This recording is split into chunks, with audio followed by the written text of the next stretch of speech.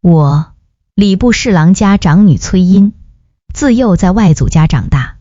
17岁那年，他们接我回京，个个慈眉善目。可是私底下，祖母漠然，父亲厌恶，继母苏氏笑里藏刀。异母同胞的哥哥警告我，崔因你要安分守己，否则我必不会饶了你。天真烂漫的嫡妹言笑晏晏，姐姐在乡下庄子长大，身上的衣裳都是不时兴的，我拾掇了几件自己不穿的给你。他们还打算把我嫁给军功府那个打死了正妻的纨绔做续弦。进京之前，我原是打算悬梁自尽的呢，是侍女槐花拼了命的抱我的腿，姑娘别死了，京府崔家来了人，咱们进京找乐子去。我病了，患有癔症，对人生毫无兴趣。发狂的时候需要通过杀人获得快感，那就但愿他们能带给我快乐。正文：崔家接我入京之前，我在雍州怀里府衙找李知府算了一卦。那小老儿头戴乌纱帽，着团领衫，站我面前，一脸为难。姑娘您饶了我吧，小人是个知府，哪里会算命？槐花怀里抱剑立在一旁，我高坐堂上，手撑着脑袋。前10年，李大人不是还在平陵街头摆摊算命吗？怎的捐了个官，步步高升，老本行都忘干净了。李知府额上冒出冷汗，小人不知如何得罪了姑娘。谈不上得罪，只是前几日值我母亲忌日，我病又复发，寻了根绳准备上吊，结果听闻京府崔家来了人，现就住在官衙驿馆。您是知道的，我生父乃礼部侍郎崔谦，正3品官员，他要接我回去，身为崔家长女，怎可不从父命？所以您的意思，我在城里找王瞎子算了一卦，他说我此行凶险，有血光之灾。我睁开眼睛望向李知府，嘴角噙着一抹笑。我不太信，12岁时我母亲吊死在梅县庄子上，头2年我外祖舅家又被土匪劫杀，李家垮了，只活了我一个，我便想当然地认为是自己命硬。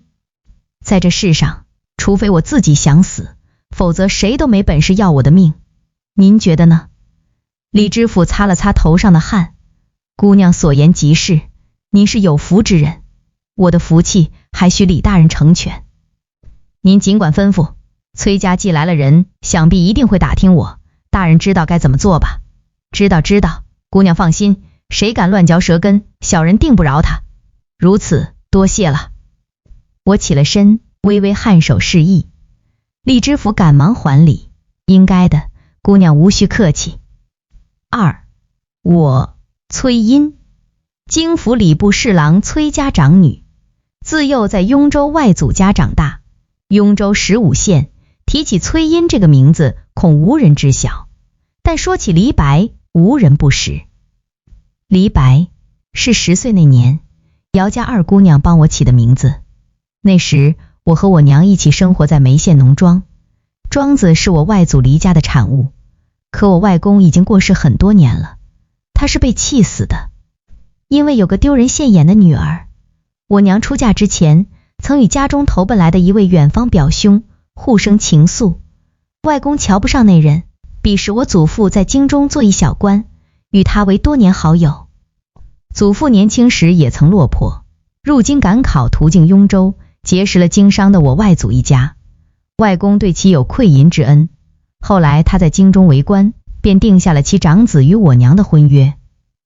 我娘自雍州远嫁，外公有钱，嫁妆装满了3条大船，她嫁给了我爹崔家长子崔谦。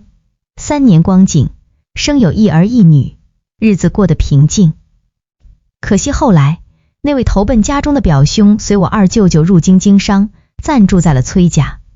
我还不到半岁，我娘和他那位表兄衣衫不整，被堵在了后院房中。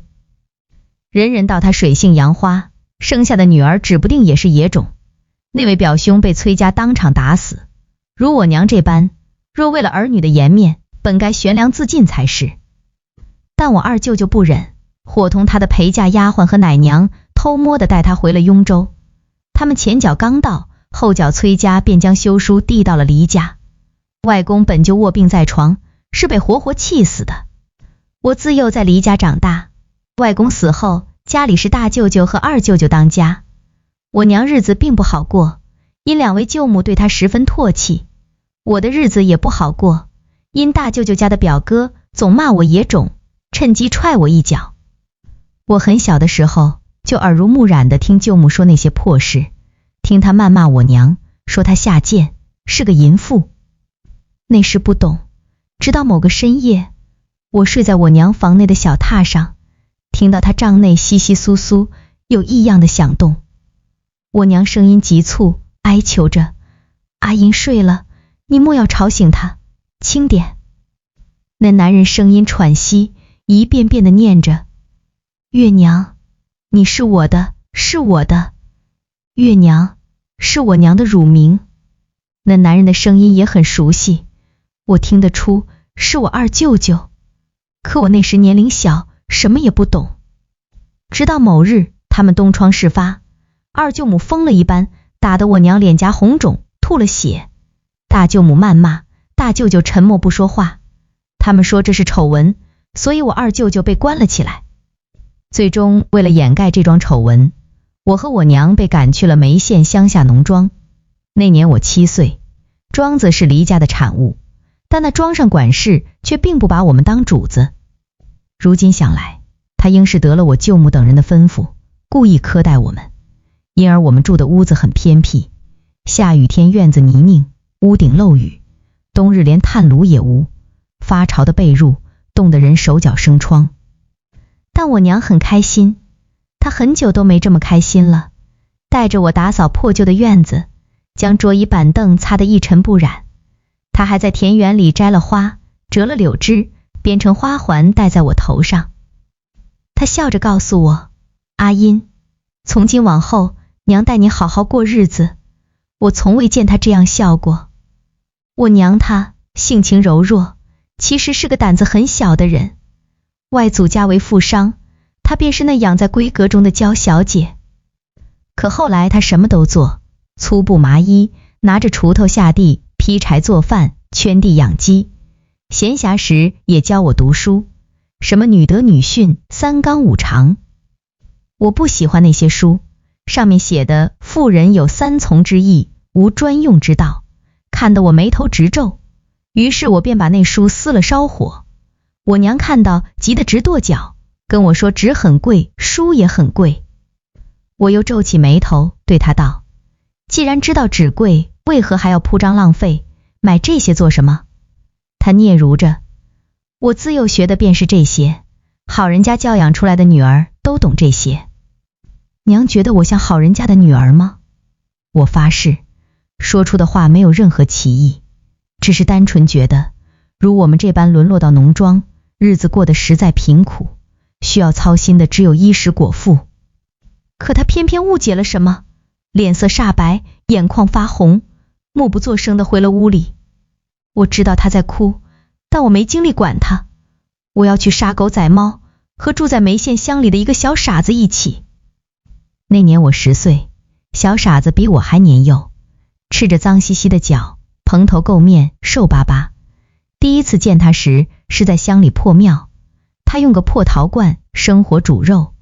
我自搬到庄子生活，已经3年没有吃过肉了。循着肉味找到庙里，看到他正蹲守在一旁，目不转睛地盯着陶罐。他傻乎乎地冲我笑，还大方地分了一碗肉给我，没有加盐，也没有放任何佐料，但我狼吞虎咽吃了个精光，真香啊。3那之后，我知道小傻子叫蓝官，他并不是雍州怀里人士，也绝不是什么好人家的出身，他是幼时流离失所，被外面的人牙子拐到雍州的。洗干净之后，是个形貌毅力的漂亮小孩，因而一眼被城里赵老爷家的管家看中，买进府里做仆从。蓝官这个名字，还是爱好诗文的赵老爷亲自帮他取的。可后来，他们又毫不留情地将他赶了出来，因为这孩子是个傻子，什么都做不好，偏又能吃。他还力大无穷，脑子有病，吃不饱饭就徒手勒死了老爷家的大狗，剥皮吃肉。他们将他打得半死，扔了出来。蓝官流落在乡里破庙已经2年了，他能好端端的活着，得亏一身杀狗宰猫的本事，有时也钻进林子捉条蛇烤来吃。我和他成了很好的朋友，他傻笑着叫我茵茵。后来我们俩经常在雍州15县转悠，最多的时候一天偷宰了10条狗。我还在怀里县城捡到一只赤玉白猫，那猫儿纯白如雪，干净的不染尘埃，脖子上还有个银颈圈，上面刻了个姚字。姚家我知道。若说我外祖黎家在雍州本地也是富家大户，但到了人家姚家面前，怕是一根手指头也比不上。京城皇宫有个深得圣眷的姚贵妃，为13皇子的生母。姚家在天子脚下，高宅大院，声名显赫，在雍州老家亦是门楣高大，连知府来了也要弯下了腰。我捡到的猫是姚二小姐的，她是当今姚贵妃的亲妹妹。那时未曾多想，我将那只猫装在麻袋带回去之后，直接给宰了，开膛破肚，和那些被剥皮的狗肉混在一起，被蓝官推着小车卖给了城内一家酒楼，换来的钱我们俩平分了。我不是什么好人，从小就不是，生性残忍且凉薄，唯一的一丝真心也就给了我娘。她说要带我好好过日子，我便当真的也想带她过好日子。我用卖狗肉的钱买了只烧鸡给她，回去之后她却直接给扔在地上，拿了根树条子抽我。你几日不回家，竟是做这些偷鸡摸狗的勾当了？阿姨你才多大，怎就活成了这个样子？她哭哭啼啼，我挺不耐烦的，后来直接夺了那树条子扔地上，捡起地上的烧鸡，拍拍打打，自己撕了个鸡腿吃。吃完之后，我看着蹲在地上痛哭的她，忍不住道：娘你认命吧，人活一世，走到了什么境地，就要接受这境地的活法。我做不成那京官的女儿，你也不再是黎家的小姐，那就学会接受，咱们好好过日子。我总归做的不是杀人放火的勾当，也没那个本事，你不要对我期望过高，在这世道，能吃饱穿暖就成。不是这样的，阿英，你不该这样，这不是你该走的路。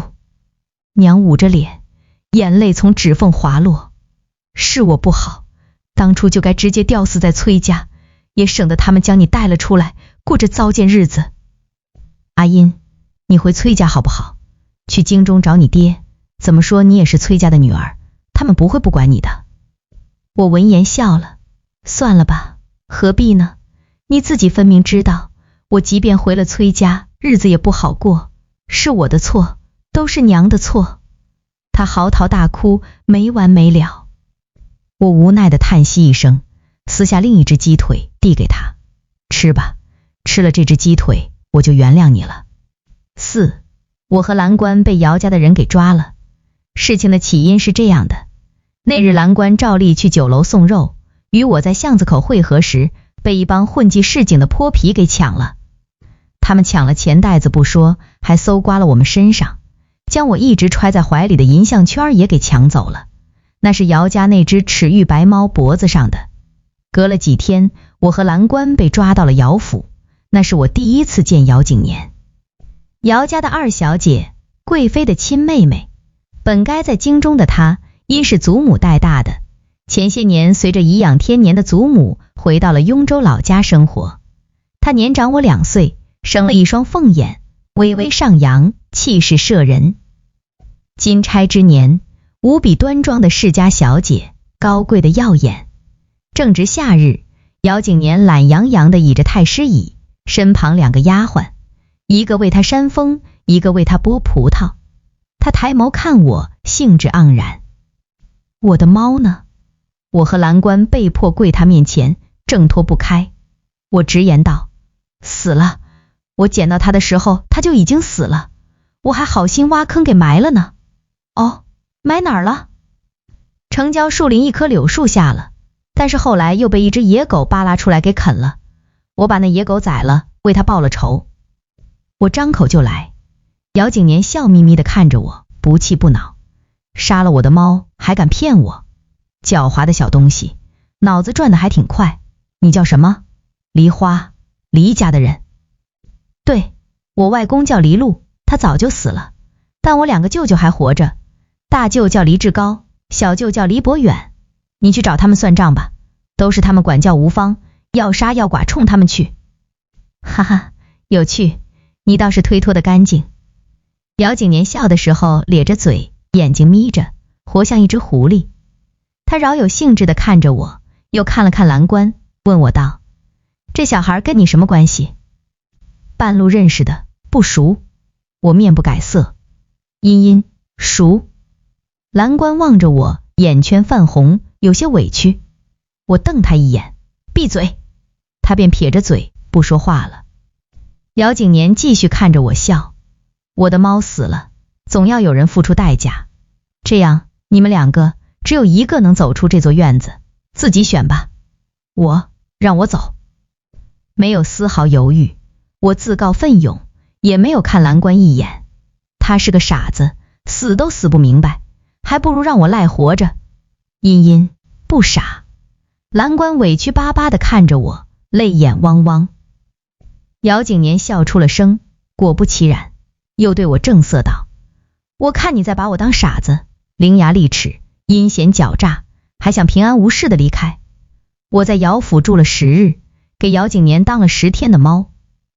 他命人把蓝官赶了出去，然后去城内一家首饰店打了个新的银项圈，刻上姚字，套在我脖子上。他叫我小白，还说从今往后我在他面前只能叫这个名字。世家贵女就是会玩。他在院子里晒太阳的时候，我要像一只猫蹲在他身旁，随时被他伸出手摸脑袋。给我吃的是小鱼干，偶尔还会有烧海鱼。每天都要把我按浴桶里洗得干干净净，香喷喷送到他床上，但他只允许我蜷缩在他床尾帮他暖脚。他同我说话的时候，我不能讲人话，要回答喵喵喵。说实在的，这种日子过得太惬意了，如果不是惦记我娘，我是不想回去的。所以10天后，我跑到他祖母面前，舔他的手背，喵了一声。那面容祥和的老人家脸色大变，当下训斥他，传出去像什么样子，赶快撵出去。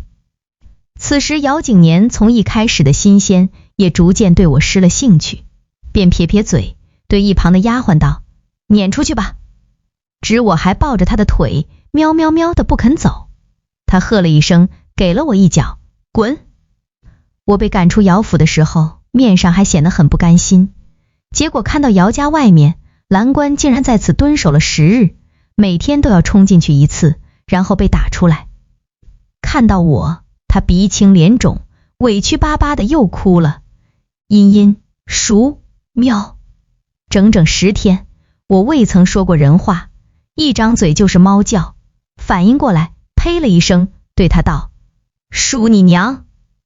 先别管他娘，我娘反正是急疯了，以往我也就最多3天不回家，他都急得跑去衙门了，甚至连黎家也去了一趟。他想求我大舅舅帮忙寻人，可想而知，连大舅舅的面都没见到，便被赶了出来。我若再不回去，他可能真要疯掉了。5. 承庆19年，天下大旱。第1年，米斗直卷1匹；第2年，黄飞蔽天，路有白骨，关中饥，粟1斛值10000钱，百姓骨肉相卖，惨绝人寰。初时城里还有施粥的地方，后来世道乱了，有钱老爷们锁紧了余粮，紧闭家门。蓝官已经很久没出现在眉县了，我怀疑他是不是外出觅食的时候让人给害了。听闻隔壁千阴县已经有了人吃人的迹象，这种时候大家都自顾不暇，我也没空管他。我大舅舅他们接济过我们几次，后来便不管我们死活了。任我敲门到了天黑，喊哑了喉咙，离家都没人搭理。我和我娘已经饿了3日了。走回去的路上，我看到城内青楼妓馆，仍有欢声笑语传出。门口站着个浓妆艳抹的宝儿，张着猩红的嘴冲我笑。活不下去了，这儿还有口饭吃，来不来？好饿，急火中烧，难受的令人发狂。我像行尸走肉，走走停停，不知过了多久。路上有红眼睛的野狗跟着我，好一个天道轮回。从前我为了生计宰杀它们，如今它们吃惯了路边尸骨，又盯上了我。可见天地不言人，滋养万物，人与狗并无区别。这世道大家都是各凭本事而已，我若倒下，即刻便会被他们啃食了。所以硬是撑到了庄子上，我才体力不支，饿晕过去。醒来的时候便看到了我娘，她端着碗一勺勺地喂我粥，眼睛红肿，神情怔怔。我嗓子嘶哑，艰难地问她哪里来的粮。她抹泪道：你舅舅昨日托人偷送来的。哦，是我傻了，竟还跑去敲门。城内多难民，他们怎敢开门偷送到庄子上，已属不易。靠那粥缓了2日，我恢复了精气神，而后第一件事便是继续出门，腰上别了一把土狗的刀。人在荒年反而更加能吃，怎么都感觉饥肠辘辘。舅舅送来的那2斗粮根本撑不了多久。娘哭喊着不准我出门。阿英，你老是在家待着，粮吃光了，你舅舅会再托人送来的。人饿7日就会死了，别把指望放他们身上。我道，我要出门寻一条生路。要去的地方是姚府。当年我杀了姚二姑娘的猫，以她那种身份，便是将我打死了也不在话下。她放过了我，我便笃定她是藏着善心的。那只曾经套在我脖子上的银项圈，下人带给了她。然后她见了我，依旧是高坐堂上。她眯着眼睛，容貌只有愈发艳丽，更像一只狐狸了。小白，外面灾民遍地，饿死的人多了，本小姐为何偏要救你？因为我是小姐的猫，从今往后为小姐马首是瞻。我跪她面前，看到她勾着唇轻笑。你没什么用处，我要你做甚？小姐出身高门，非这世间寻常人，当高瞻远瞩。小白无好无能，愿效仿冯轩客孟尝君，为小姐效犬马之劳，日后击鼓防饥，只愿小姐高枕无忧。我一脸真诚。姚景年看着我笑，啧了一声，你还是个小姑娘呢，说这种大话也不怕闪了舌头。我发誓句句真心，如违此事，天打雷劈。哈，有意思，我当然知道你有点能耐，毕竟连我的猫也敢杀。他俯身上前，伸手捏了捏我的脸，神情微妙。可惜我不是那孟尝君，出身高门，终究也只是女流之辈，好没意思。你杀了我的猫，真以为我不心疼？我只是自幼在祖父身边长大，常听他讲为官之道，先存百姓。你一小小女童，为了生计屠狗宰猫，我若杀你，祖父泉下有知，必定怪罪于我。小白，我可不是什么善人，帮你也仅是举手之劳，莫说什么击鼓防饥，这世道艰难，你好好活着吧。14岁的姚景年出身世家，身上有贵女的傲气。虽然他不会承认，但我知道他就是心存善念的人。大旱之年，雍州姚家是本地捐粮最多的，布棚施粥也是最后一家收尾。但这荒年，百姓躲不过，半点法子也无。6. 姚景年许诺了我，若是缺粮，可来找他。回去时，我又去了眉县乡里一趟，想找一找蓝官，一无所获。我想他可能真的出事了。心情低落地回到庄子，见家中屋门紧闭，我皱了下眉，上前推开，入目场景令我血冲到了脑子里，目眦欲裂。床帐内，我娘被一男人压在身下，正行苟合之事。淫乱之音使我头皮炸开，眼睛血红，拿起身上那把屠狗的刀，径直朝他砍去。娘看到了我，恐惧地瞪大眼睛，一把按住他的脖子。来不及回头，他便被我砍了半个脑袋，死在了他身上。这人是农庄管事，叫钱章，一个身材肥腴、样貌鄙陋的男人。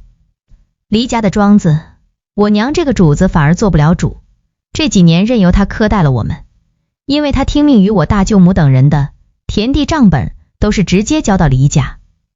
我万没想到，黎家给我们送粮是真，却是由他交付到我娘手中。他早就对我娘心怀不轨，借着这个由头欺辱了他不止一次，而我娘为了那几斗粮竟然忍了，她竟然忍了。我染血的刀子险些架在了他的脖子上，然后在他恐惧的眼中看到一个面容阴狠、满脸杀意的姑娘。她怕我，脸色煞白的像个死人，颤抖着说不出一句话。后来我转身离开了屋子，整个人像是陷入绝望的疯子，走马观花般，脑子里都是7岁之后搬到农庄被管事一家欺负的场景。她有个心眼忒坏的婆娘，总爱背后跟那帮佃户嚼舌根，说我娘虽是大户人家出身的小姐，也就看着正派，其实就是个娼妇。我警告过她一次，再敢胡言乱语就杀了她。她表面恭敬，并没有改，私底下还敢这么说。我知道她仗着我舅母撑腰，根本不怕我们，早就该杀了她了。我竟不知自己为何忍到了现在，如今总算提刀敲了她家的门。此时天色已晚，那妇人以为是她丈夫回来了，开了门，看到我一愣，一把长刀捅进了她的腹中。她惊恐的大叫一声，转身想跑，我从背后又是一刀。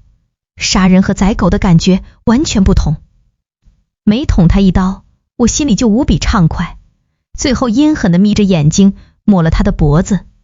大荒之年，他家竟还藏着那么多的粮食，果然温饱思淫欲。这农庄管事的肥差倒是为我养活了2只待宰的老鼠，甚好，姚二小姐的粮今后也不必去借了。浑身是血的回了我们的院子，钱章的尸体还躺在我娘床上，满屋子的血腥味儿。而我娘她悬梁自尽了。天黑了，整个农庄万籁俱寂，我站在门外，屋里没人点灯，从今往后再也没人点灯等我了。那具吊在梁上的尸体垂头散发，我看不清他的脸，笑了。我没娘了，只剩自己了。承庆21年，下了一场雨，灾年结束了，田里冒了头的青草绿油油一片。那年死了很多人，梅县农庄的管事夫妇被我一把火烧了。没人在乎他们怎么死的，荒年能活下来的都是运气。我娘的坟头草长出来的时候，大舅舅和二舅舅终于来了。二舅舅面如死灰，跪在了坟前，他好像不太能接受我娘的死。也难怪，自我和我娘搬到农庄，他很难见到他了。一则当年东窗事发，大舅舅他们对他看管得很严，基本不让他在雍州待着；二则我娘不愿见他。有次人都到屋门口了，我娘将他拒之门外，自始至终都没开门。他带来的东西也全都被他扔进了地沟里。年幼时，我记得这模样清俊的二舅舅待我是很好的。2位舅母和表哥辱骂我们的时候，若是被他听到，总要争执一番。他还带我去街上买糖葫芦、买点心，看到好看的发簪也会买下，让我回去送给我娘。但是有什么用呢？他出门做营生，不常在家。罢了，那档子破事我暂时不想再提。我只跟他们提了一个要求，今后这梅县的庄子归我了，旱灾后万物复苏。农庄没有再请管事，所有佃户收成的账本我亲自来算。灾年刚结束时，我在街上捡到一个快要饿死的姑娘，她叫槐花，是从那个吃人的千阴县逃出来的。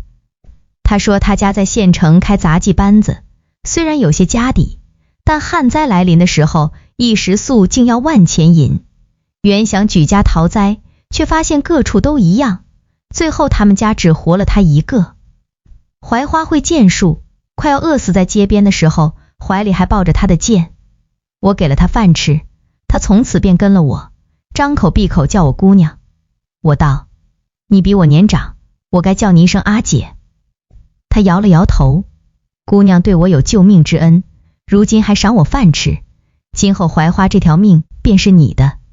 消失了近3年的蓝官后来也回来了，他长高了不少，身姿高挺又结实，头发乱糟糟，但依旧是屹立的眉眼，漂亮的五官。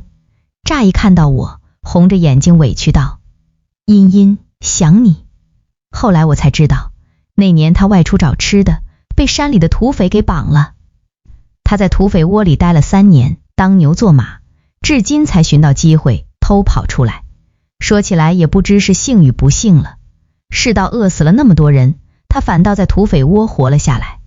我外祖一家世代经商，15岁这年，我也算传承了一些他们的本事，不仅将农庄打理得很好，还在城里开了间铺子，铺子卖烧饼夹肉，除了蓝官，还招了2名伙计忙活。姚家二姑娘闲来无事，到农庄看过我一次，她一身织锦彩绣长裙，仙女下凡一般，领着2名侍女袅娜而来。彼时我在跟槐花学剑，她来了兴趣，竟上前接过我的剑，耍了几个漂亮的招式。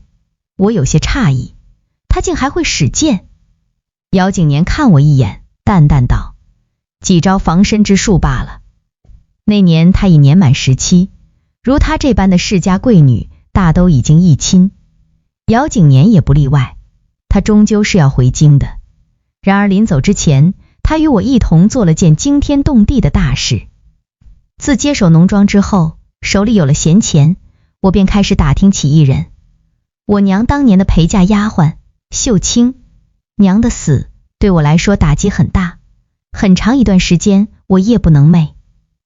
屋里也没燃灯，我披头散发，呆坐在床边，望着屋顶的那根梁，望着望着，天就亮了。我娘她纵然万般不好，懦弱的可恨，可她的一颗心全都记挂在了我身上。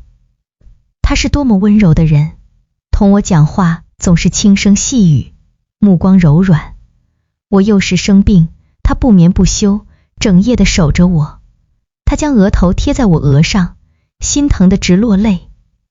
午后，她抱着我在院子里晒太阳，语调轻缓地唱《拜月亭》给我听。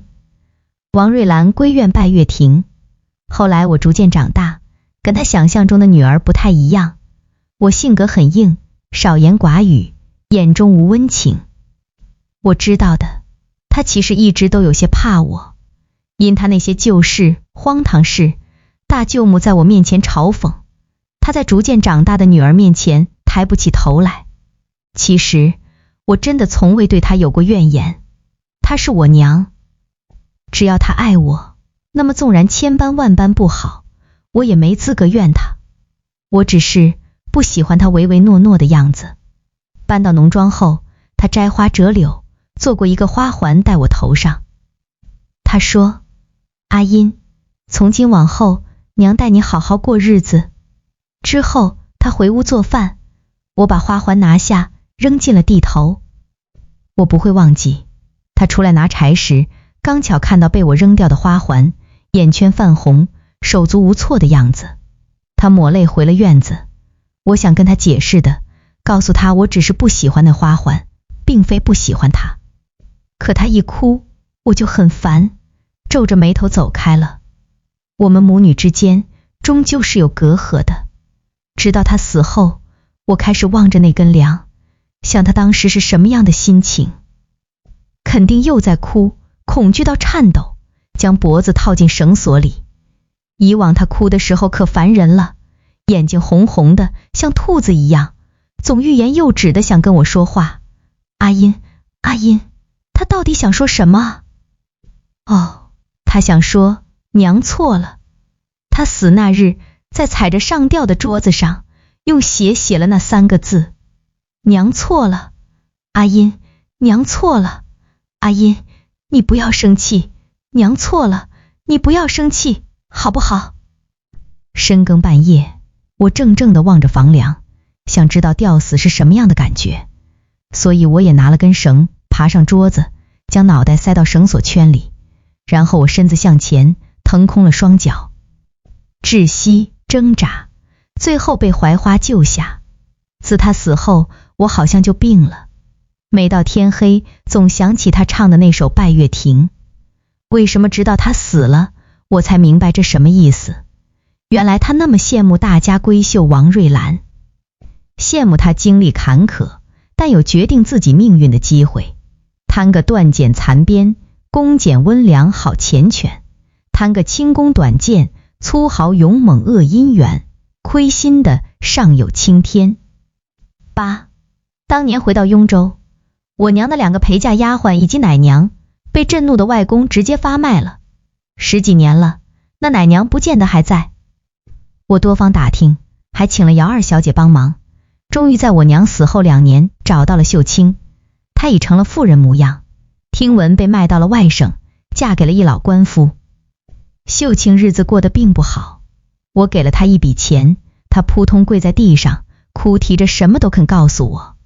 我娘本就不是离家之女，外祖母年轻时身体不太好，2个舅舅之后又身怀有孕，诞下一女婴。可惜那女婴生下来就是个死胎，外公怕她伤心，从外面抱了个孩子过来。这并不是什么秘密，很早之前我便知道。娘虽然不是离家之女，但外祖母一直将她视若亲生，娇宠着长大。我想知道的是，传闻中与她互生情愫的，究竟是那位被打死的表兄，还是我二舅舅？秀清哭道，吴公子那时投奔府中，确实对小姐心存爱慕，但私底下对她纠缠不放的是二爷，他疯魔了一般，说要带小姐私奔，离开离家。小姐很害怕，就告诉了老爷。老爷大发雷霆，把二爷狠打了一顿，当下为他定了门亲事。直到他完婚，小姐后来也嫁去了京中。谁曾想3年后，二爷去了京中做生意，还带着吴公子一起住到了崔家。后来的事你也知道了，我也不知小姐怎会去了后院厢房。那时您才几个月大，我守着您午睡，连小姐什么时候出去的都不知道。事情发生后，小姐是打算悬梁自尽的。她没办法，二爷将您偷抱走了，非要带她回雍州。秀清知道的也仅是这么多，但这么多也够了。我那二舅舅离伯远，与二舅母成亲10几年，一直未曾有过孩子。此刻用脑子想想也知，他根本不喜欢二舅母。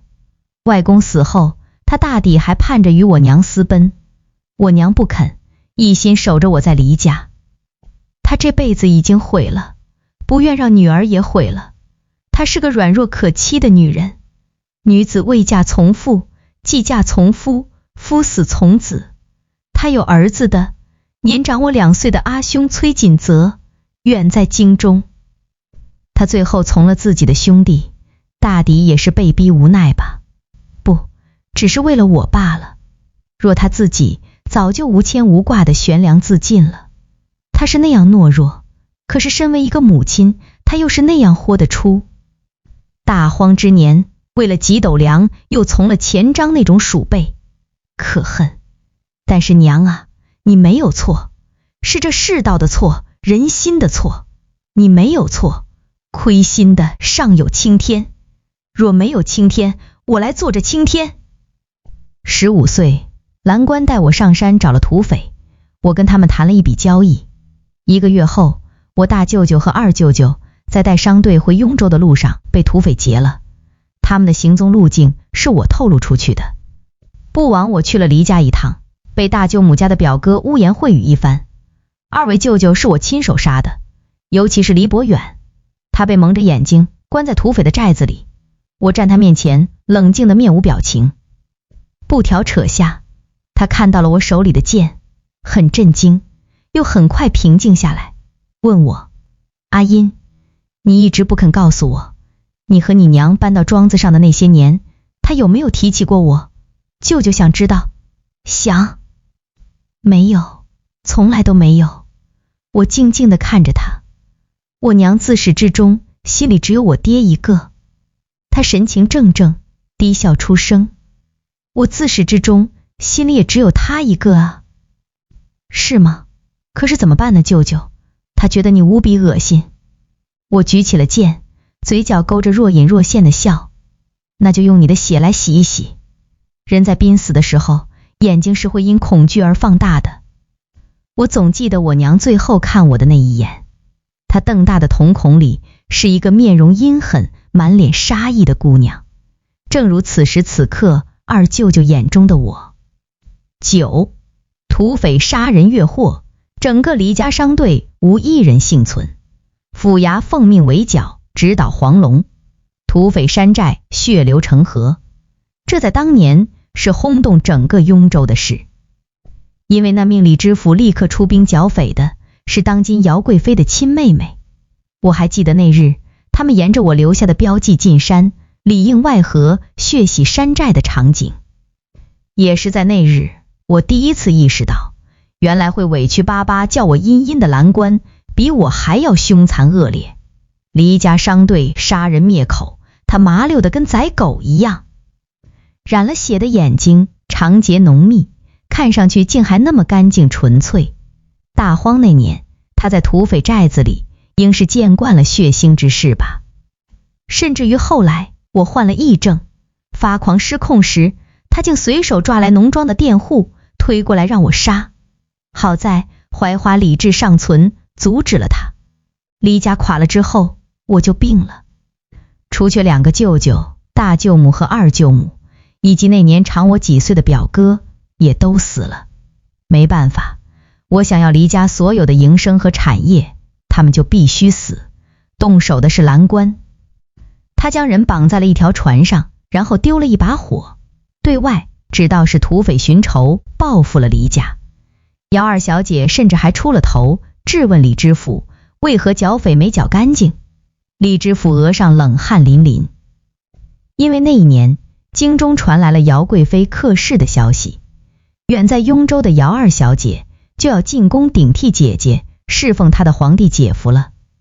姚景年知道我所有的事，他看着我将黎家灭口，吞了所有营生，只问了我一句话：小白，你说愿效仿冯轩客孟尝君，击鼓防饥，愿小姐高枕无忧，可还作数？自然作数。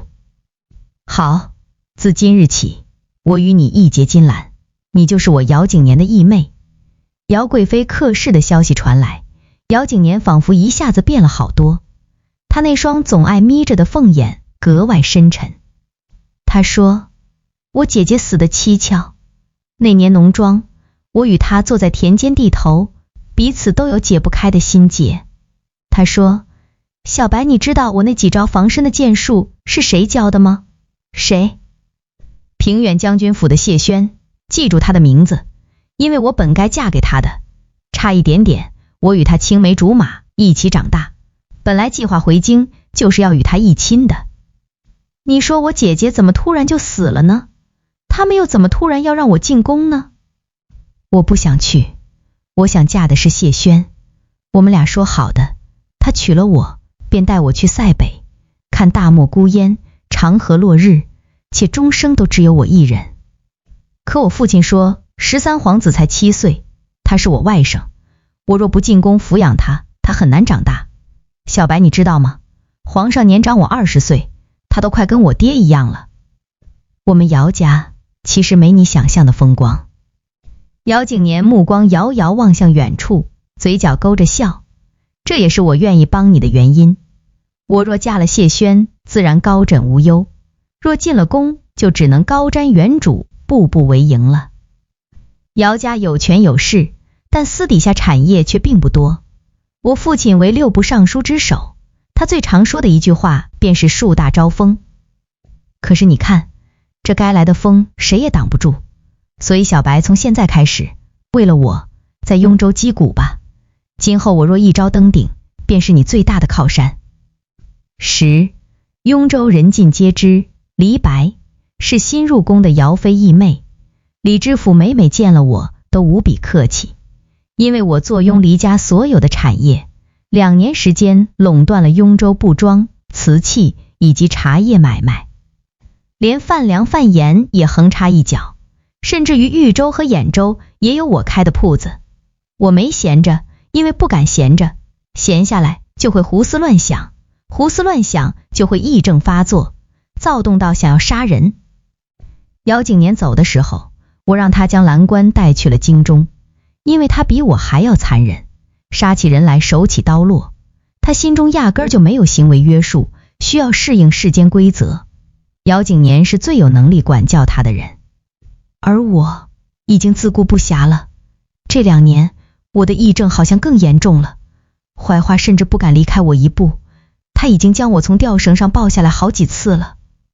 我总是叮嘱他，黎家如今的产业和营生，钱庄的银票都是给姚景年的，等我死了，你就好好活着，为他守着。姑娘，你别总是死不死的，有我在，你别想死。槐花总是这样说，我很无奈。她不懂，17岁的崔茵在这世上已经无牵无挂，再无活下去的念想了。我怕有朝一日发病起来，滥杀了无辜。我是真的很想死，想我娘了，想立刻见到她，被她抱在怀里，摸一摸头发。娘啊，你要等一等阿英，阿英还未跟你道歉呢。娘没错，错的是我。崔家来人接我入京的时候，我的脑袋又一次悬在绳索里。槐花拼了命地抱我的腿，姑娘，姑娘别死了，京府崔家来了人，咱们进京找乐子去。11，崔家人到了没多久，我便去了怀里府衙一趟。李知府一点就透，是个明白人。雍州只有崔茵，没有李白，谁敢多嘴，舌头割掉。黎家的生意蒸蒸日上，各处掌柜都很有能耐。那就好，京府崔家我还是有些兴趣的，毕竟我爹和兄长都还在，娘死了，我对他们怀有期盼。我这人10岁屠狗宰猫，12岁杀人，15岁将黎家灭口，17岁只想要一点亲情，只要一点我就满意。可是崔家来接人的那2个婆子和婢子好像不太懂规矩，他们望向我的眼神很恭敬，也很坦诚，坦诚到我看到了眼底藏着的鄙夷和不屑。崔家比我想象中无趣啊！我出道那日，满屋子的女眷在等我，他们围在一齐年老妇身边，左一句姐儿生得多好，右一句这都是老太太您的福气庇佑。那齐年老妇紫绣额带，竖着花白的头发，虽看上去老态，但声音中气十足。可怜健儿的，此番你外祖家遭了难，你也不必太伤心，既回来了，今后崔家必不会亏待了你。他的目光透着怜悯，高高在上。我觉得好笑，黎家都被灭口2年了，什么叫此番遭了难？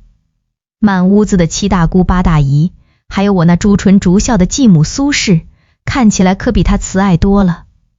苏氏拉着我的手，眉眼温柔，颇具风韵。茵姐儿一路辛苦，咱们都盼着你来呢。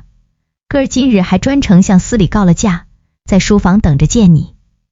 还有你父亲，他应该会早些回来，倒也不急着见他们，先来认识认识你这些妹妹。崔家人口挺多，婶子姑母们引荐完，还有一干堂婶子和表姑母，表妹堂妹加起来有7、8人。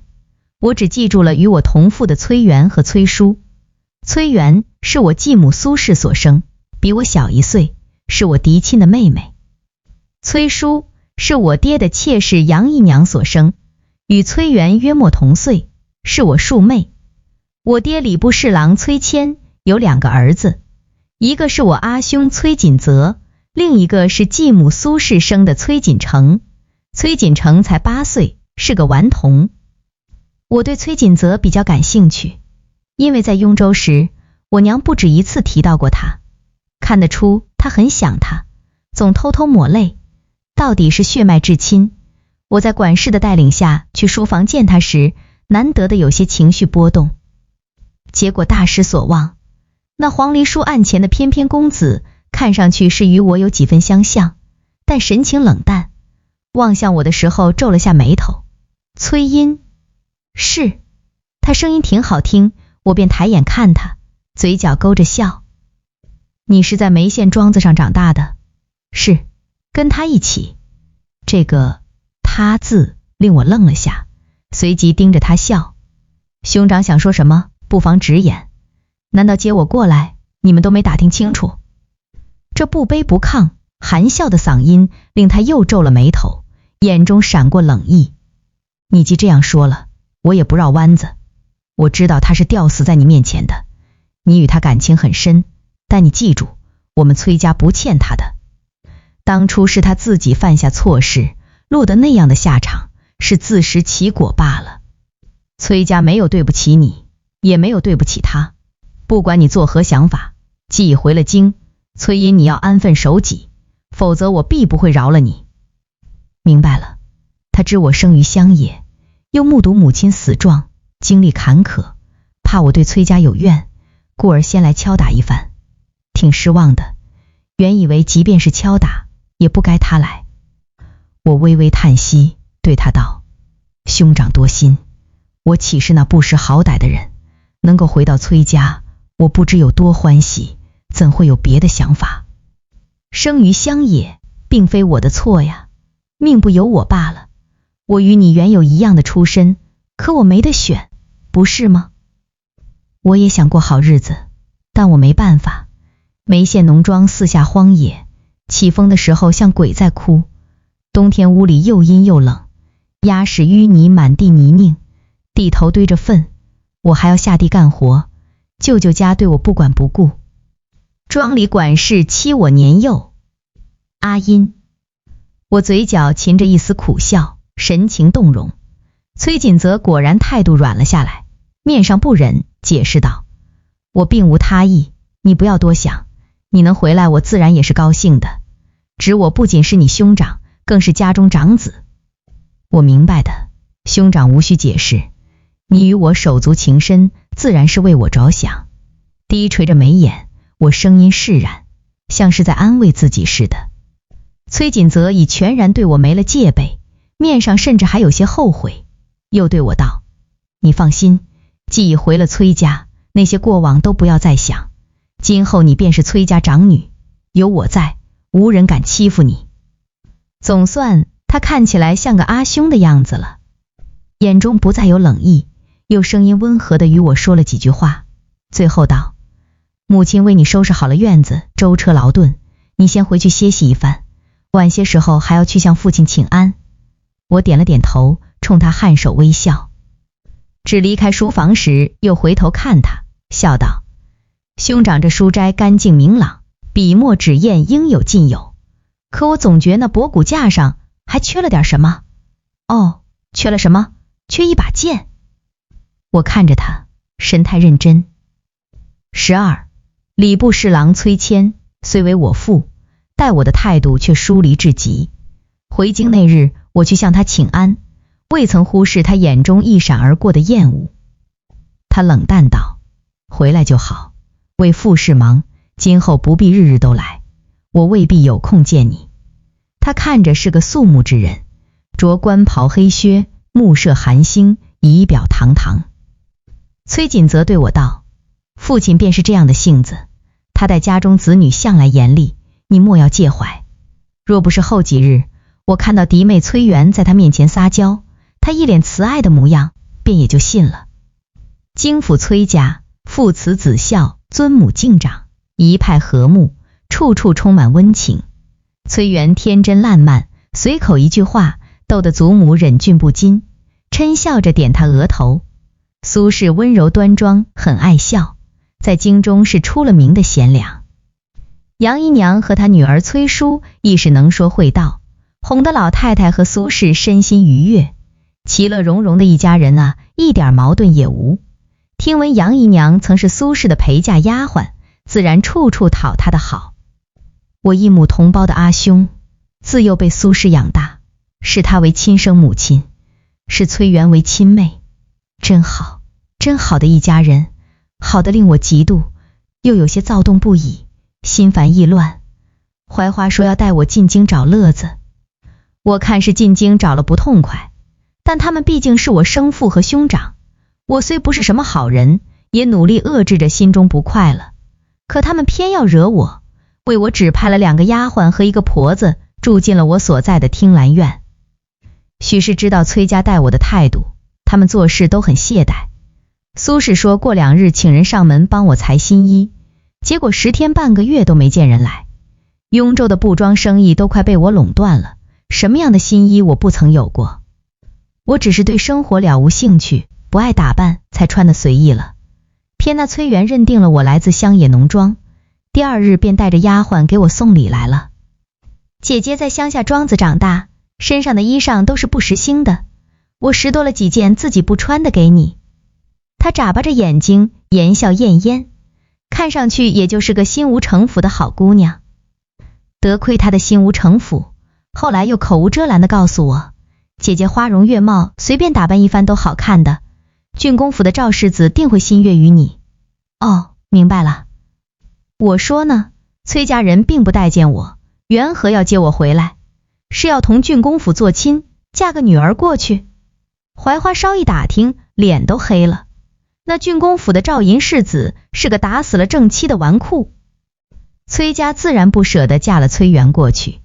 原本要嫁过去的是杨姨娘的女儿崔淑，杨姨娘多精明，哭喊着对苏氏表忠心。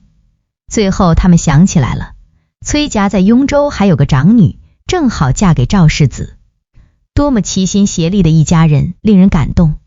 我那兄长不仅是崔元为亲妹，原来待崔淑也比我亲近。我是个心直口快的，也不跟他绕弯子。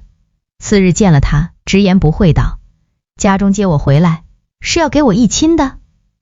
崔锦泽面上一愣，神情有些不自然，却道，阿因你已经17了，婚事自然不能再拖，留在雍州的话，又能嫁给什么好人家？你是崔家长女，家中自会帮你寻一门好的亲事。哦，是郡公府的赵世子吗？父亲是有这个想法，兄长能否告诉我，他是个怎样的人？他家祖上是开国功臣，老公爷为人正直，世子亦是一表人才，只不过什么？世子曾娶过妻，与夫人产生争执的时候，不小心将他推倒在地，头碰到石头上，死了。我故作惶恐。崔锦泽解释道，世子并非有意，也知道错了，老公爷将他打得很惨，他万不敢再犯。阿姨你放心，他若不改，崔家也不会让你嫁。哦，那就好，那就好。我松了口气般，又道，有兄长在，我不怕的。我既是崔家之女，你和父亲都会向着我，对不对？那是自然。他一脸正色。13，我确认无疑了。崔锦泽对我全无半点兄妹之情，是我太天真。我不满1岁便跟着我娘回了雍州，17年来从未见过，又怎会有什么手足之情？对他来说，苏氏是他亲娘，崔元才是他亲妹。正如崔元贪口腹之欲，嚷嚷着要吃月桂楼的茶饼，他敲了下他的脑袋，宠溺道，贪嘴，阿兄让人帮你买回来。不要，那茶饼凉了不好吃，我要阿兄带我去。那日崔锦泽拗不过他，只得答应。2人准备出门时，方才发现我一直也在。崔锦泽面上有些讶然，便又开口道，阿因同去吧，你回来也有10日了，还未曾出去看看。其实我对热闹一点兴趣也没有。若他们知道回来的这10日，我每晚都在磨我的刀，不知会作何感想。入京时，我带了一把刀和一把剑。刀是当年屠狗的刀，宰过农庄管事钱章和他媳妇。剑是后来请人锻造的好剑，杀过我2个舅舅。往后来说，我的手也并不干净。2年时间将黎家的生意做大，贩铁贩盐，我见过的妖魔鬼怪多了。那时豫州曾有个做瓷器的大商贩，总是对我耀武扬威，在背后阴我。我是个没耐性的，几次下来就烦了，直接将他带到林子里给宰了。槐花提前挖好了坑，神不知鬼不觉的就处理了他。人活着真的好没意思，也就拿刀杀人的时候还算有些乐趣。崔锦泽带崔元去茶楼吃饼，身边的小厮和丫鬟带了好几人。我原是不想去的，槐花在背后一直推我。我知道他想让我出去走走，我每天太颓靡了，他总疑心我下一秒就拿出绳子挂梁上。我和他们一起去了茶楼，街上真热闹，京城真繁华。但是再热闹也就那么回事，人来人往，声音嘈杂。对我来说，那原本又是个没意思的晌午。直到我见到了永宁侯府的小侯爷魏长且。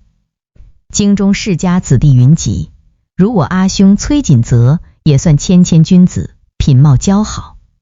礼部侍郎家的公子听起来有几分脸面而已，真说起显赫二字，在这盛大的京城，除却平远将军府的谢公子，当属大宗正府的嫡宗子沈昭，以及永宁侯府的小侯爷魏长且。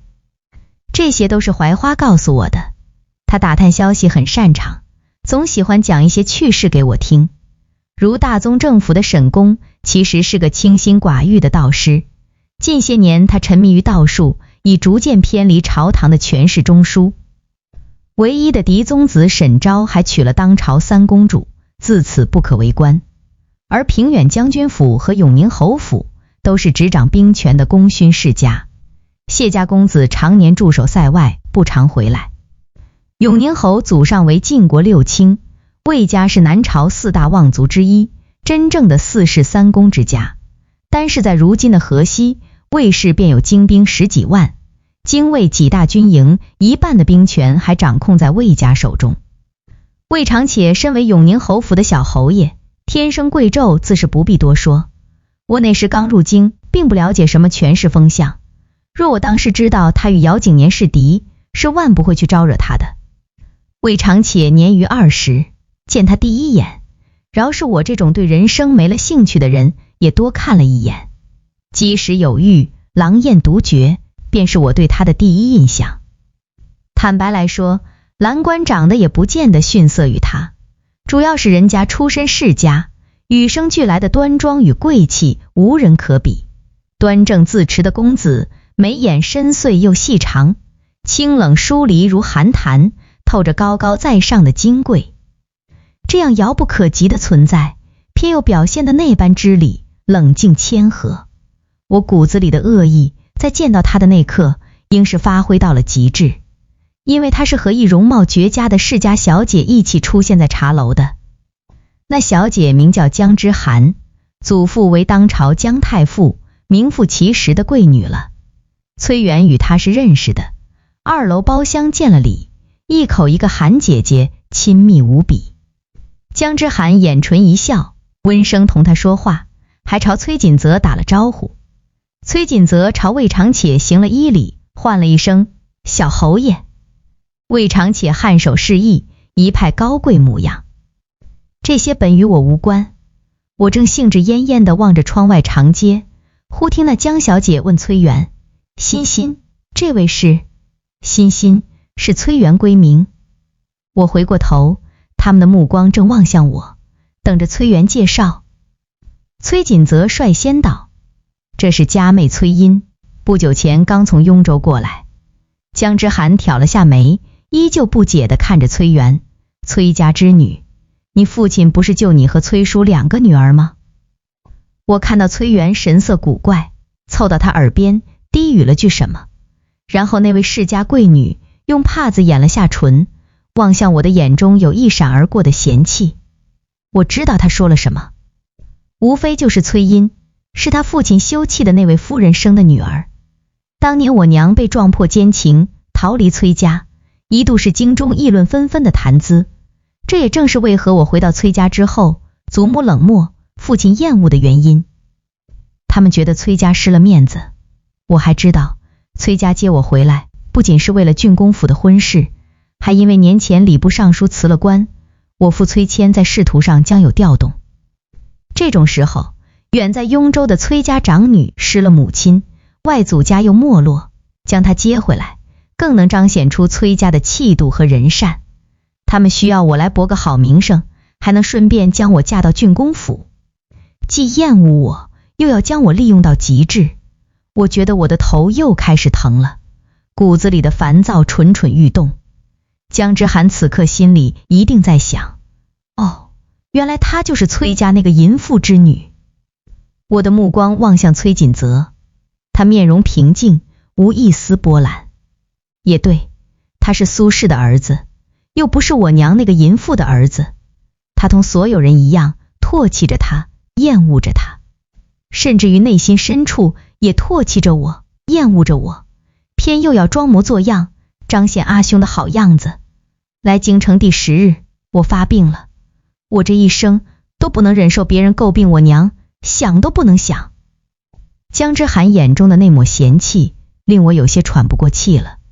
崔锦泽唤我过去，给江小姐和魏小侯爷见礼。我过去了，只不过方向错了。我冲向了站在魏长且身旁的那名侍从，抽出了他佩戴的长剑。一瞬间，我听到很多人的惊呼声。槐花喊道：“姑娘，不要！”头好疼，眼睛好热，分不清身在何处，只有狂躁在体内横冲直撞。离我最近的魏长且反应极快，一把握住了我拿剑的手，而我凭着本能反抗，挥剑而出，划伤了他的小臂。14，魏长且将我打晕了。醒来后，我便在了崔家，他们将我关了起来。槐花极力解释，我们姑娘在乡野长大，夫人死在她面前，自那之后就一直郁郁寡欢，有轻生念头。她拿剑是为了自裁，这些年若非有人日日守着，姑娘早不知死了多少回了。她说的也是实情，我的手臂上有很多深浅不一的疤，是癔症发作时对自己施的虐。槐花说，因为初到京中，我成宿的睡不好，精神极度紧绷，所以才会在茶楼突然失控。他们看我的眼神像看一个疯子，终于连最后的体面也懒得遮掩了。我被关在听兰院的时候，无一人来看我。3日后，崔锦泽来了，他要带我去永宁侯府给魏小侯爷赔罪。听闻魏长且与江太傅的孙女江之涵郎情妾意，2人由太后赐婚，已定下年底的婚期。我父崔谦已经去过一趟永宁侯府，向老侯爷告罪了。他们如此的怕得罪了魏家，思来想去，由崔锦泽带着我，又专程去向小侯爷赔罪。室内敞亮，燃着熏香，魏长且一袭玄袍，眉眼如鸦，满不在意地表示崔姑娘并非有意，无妨。她声音低沉，姿态随意，是真的满不在乎。剑伤在小臂，恰逢侍女上前为她换药。我看着她道：“小侯爷的伤因我而起，可否给阿阴一个弥补的机会，为您换药？”诚恳的声音中含着难以消弭的自责之意。魏长且看了我一眼，没有拒绝，只淡淡道：“那便有劳崔姑娘了。”侍女们站在一旁，崔锦泽立于堂下。长案上准备好了刀伤药，那只青褐瓷的9转鼎炉，几缕烟雾袅袅。我跪坐在案前，伸出手去帮他解开小臂上缠着的细布，顺道勾起嘴角，垂着眼，缓缓道：“我幼时有次在乡里玩，遇一人屠狗，因不忍那狗被杀，便想阻拦他，结果那刀子正落在我的小臂，跟小侯爷一样的位置，您说巧不巧？”我轻抬衣袖，露出半截白皙的小臂，以及上面深浅不一的刀疤。他眸光落在我小臂上，神色一敛，很快又将目光挪开。怎会有这么多伤？哦，其余的是我自己不小心划到的。我含着笑，声音轻描淡写，一边为他换药，一边又道：“小侯爷可听说过九塔草？民间没有上好的刀伤药，九塔草长在乡野路边，随处可见，对伤口恢复有奇效。若我知道小侯爷会被我所伤，定要带几株九塔草入京。说出来可能很好笑，侯府什么样的外伤药都有，小侯爷怎会稀罕长在荒野的那种？”恕阿阴眼皮子浅，只认得那九塔草，故而觉得那便是最好的刀伤药。虽然它很廉价，若能治伤，便都一样，无廉价一说。魏长且声色淡淡。我闻言抬头看他，对上他漆黑的眼睛，仿佛心念一动般，眼底氤氲着轻柔的雾气。小侯爷与其他人皆不一样，声音很轻，轻到只有我与魏长且听得到。我没有看他什么反应，只低头为他包扎好伤口，整理了下他的玄色衣袖，手触摸在那上好的衣料上，慢慢抚平褶皱。衣袖下，他颀长的手修长如玉，指尖骨节分明，手背上看得到微微青筋，脉络清晰，看上去是很有力量的一双手。我垂眸看着，在一切结束时，手指划过他的衣袖，最后缓缓握了他的手。魏长且顿了下，他的手掌温热，掌心指腹有一层薄茧，触感粗粝。我的手与他紧握，翻过他的手心，大拇指一遍遍地摩挲他指腹的薄茧，动作轻柔。这世上没有比小侯爷再好的人了。您不仅救了我，被我所伤却不曾怪罪，这份恩情阿音永记于心，小侯爷会永远在阿音心里。此刻我仅是一个柔弱无依的小女子罢了。微微的失态不算什么，只要魏长且感受得到我的异样，知道我对他心思旖旎便够了。如果他不算迟钝，早该从我的眼神中感受到温度。一个柔弱无依，对他迷恋的可怜女人鼓足勇气的倾诉，该是会令他心生怜悯的吧，哪怕这怜悯只有短暂的一刻。我声音喃喃，眼圈泛红，做事与他十指紧扣的手微微用力，直到崔锦泽在堂下喊了一声阿音，他都看到了，面色难看至极，对我道：莫要打扰小侯爷养伤，该回去了。我仿佛一瞬间回过神来，慌张地将手拿开。小侯爷恕罪，是阿音僭越了。无妨，退下吧。魏长且未曾看我，手收回袖中，声音清冷，神色波澜不惊。15，崔锦泽终于与我起了冲突。马车上，他面色不善，声音阴寒：你方才在做什么？这是何意？兄长分明看得真切，我心悦于小侯爷，喜欢他。你疯了不成？家中已为你选定了婚事，况且你如何比得上江小姐的身份？是嫌崔家的笑话不够多吗？笑话？什么笑话？看得出来，他已经在极力隐忍怒火了。但我偏是一副不解的模样，又问他：兄长在说什么？接我回来莫非是崔家的笑话？崔音，我说过，你要安分守己，否则我必不会饶了你。我记得兄长还说过，既已回了崔家，我便是崔家长女，有你在，无人敢欺负我。我勾着嘴角，似笑非笑地看他，才不到半月就变了呢。崔锦泽眼中闪过冷意，自你回来，何曾有人欺负了你？你在梅县乡下过的是什么日子？在崔家锦衣玉食，竟还不满意？若非崔家，你又如何配得上郡公府的门第？崔音，你今日所拥有的一切，皆是崔家给的。我今日所拥有的一切，我感到好笑。我有什么呀？是崔元扔给我的旧衣裳，还是父亲的厌恶，亦或者兄长咄咄逼人的态度？崔家长女的身份还不够吗？崔锦泽冷眼看我，全然没了风度。崔音，你该感恩，而不是责问。当初他既已带你回了雍州，你便不再是崔家之女，接你回来是崔家人善。接我回来，难道不是为了给父亲的仕途博名声？好听的话都被你说了，郡公府那样好的门第，何不把崔元嫁过去？我懒洋洋地看他，倚着车内靠背摆弄指甲。崔锦泽面上闪过震惊，很快又沉下脸来，抿唇看我道：不管崔家因何目的接你回来，你这崔家长女的身份是真，今后的富贵日子也是真，既得了好处，就该安分守己，若不老实，我会将你送回雍州。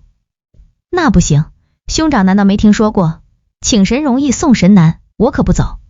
我笑着看他，挑了下眉，放心吧，今后我会老实的，谁想回眉县乡下挑大粪呢？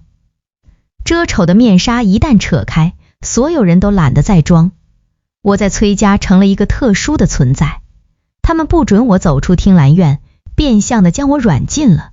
指派过来的2个丫鬟和婆子愈发小人行径，明目张胆，看人下菜罢了，送过来的饭菜都是残羹，桌上的茶壶空空如也。他们还偷我东西，装匣子里不多的首饰丢得七七八八。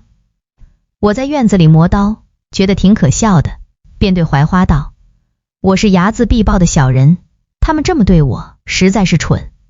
槐花看了一眼周围，压低声音：姚妃娘娘让姑娘入宫。刀磨好了，狗还没杀，我可不去，迟早会杀的，我要亲自杀。姚妃说，蓝官已经知道你来了京中，天天发脾气，要出来找姑娘，就快拦不住了。哦，那个小傻子，当初哄他跟着姚景年走，我骗他过几日便会去找他来着，肯定是气坏了。我笑了笑，满意的欣赏自己锃亮的刀，让他再等等，快了。槐花，下个月我娘忌日，本姑娘要宰狗了。我原本是打算饶过他们崔家的，岂料这趟来京竟有意外之喜。听闻我继母苏氏自幼失户，是在我祖母身边养大的，她是我父亲的姨家表妹。我娘的陪嫁丫鬟秀清曾告诉我，我娘嫁到崔家之后，崔家有个表小姐与她交好，感情深厚，如同亲姐妹。你说好巧不巧，崔媛刚好比我小1岁。这说明什么呢？我娘前脚刚被休，后脚苏氏就嫁给了我爹，怀了身孕。怪我杀舅舅的时候忘了问他，当初除了他，可曾还有别人算计过我娘？也不怪我，我也是到了京中才见识了苏氏和杨姨娘这号人物。2只笑面虎暗里藏刀，消息探听起来属实费了一番波折。老太太身边有个年迈的婆子，是看着苏氏长大的。前些年她离开了崔家，被家里人接去养老了。我初到京中并无人脉，还是宫里的姚妃帮忙打探了一番。后来她递给2个字：可杀。那日我站在院中，望着一碧如洗的天，恍惚又想起我娘唱的拜月亭，好一出阴谋诡计的妙手。苏氏哄骗了我娘，二舅舅利用那位表兄，各为私欲，配合的天衣无缝。我说呢，崔家看守的那么严，当年二舅舅是怎么把我偷抱出去，带着我娘回了雍州？多好，大家都得到了自己想要的，没有任何损失，除了我娘以及那位被牺牲了的表兄。秋风飒飒，暮雨凄凄，一具尸骨卷着草席，一双绣鞋稠紧了血。这世道真是一如既往的令人恶心。16，离我娘的忌日还有5天时，我见到了蓝官。他如今了不得，是当今圣上的御前带刀侍卫。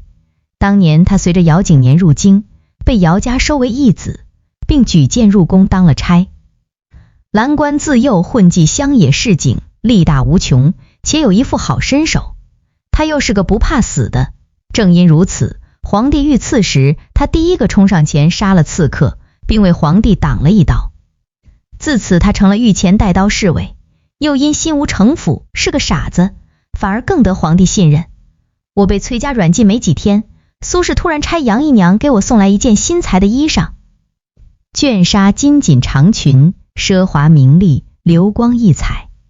杨姨娘笑眯眯道：沈公家新添了嫡孙，明日夫人会去府上贺喜，继而穿上这身衣裳一同前去。这算盘打得令我不由得挑了下眉。沈公嫡孙乃嫡宗子沈昭与3公主的孩子，怕是整个朝野的皇亲贵族都会去他府上贺喜，郡公府的赵世子自然也会去。这是要我打扮一番，先给他相看。难为杨姨娘如此热络和积极，我若不去，嫁到郡公府做续弦的便会是她女儿崔淑。我好笑地看着她殷勤的嘴脸，应了下来。本计划着待我娘忌日，将她也给宰了。他们如今还想玩，那我便奉陪到底好了。沈公嫡孙满月那日，府上来宾络绎不绝，热闹至极。崔元和崔锦泽自然也去了，一个坐在世家子弟席面闲庭对弈，一个坐在贵妇女眷之中围炉博古。我穿了杨姨娘送来的衣裳，也算乖巧老实，只不过在他们欣赏沈公的园子时，我趴在围栏上，眯着眼睛，懒洋洋地打了个哈欠，张开的嘴巴还未收回，不远处的亭台便对上一双幽深的眼睛，困意顿时消散，我提起了精神。那长身玉立的贵公子，一袭奢华紫袍，眉眼冷清似雪，正是魏小侯爷。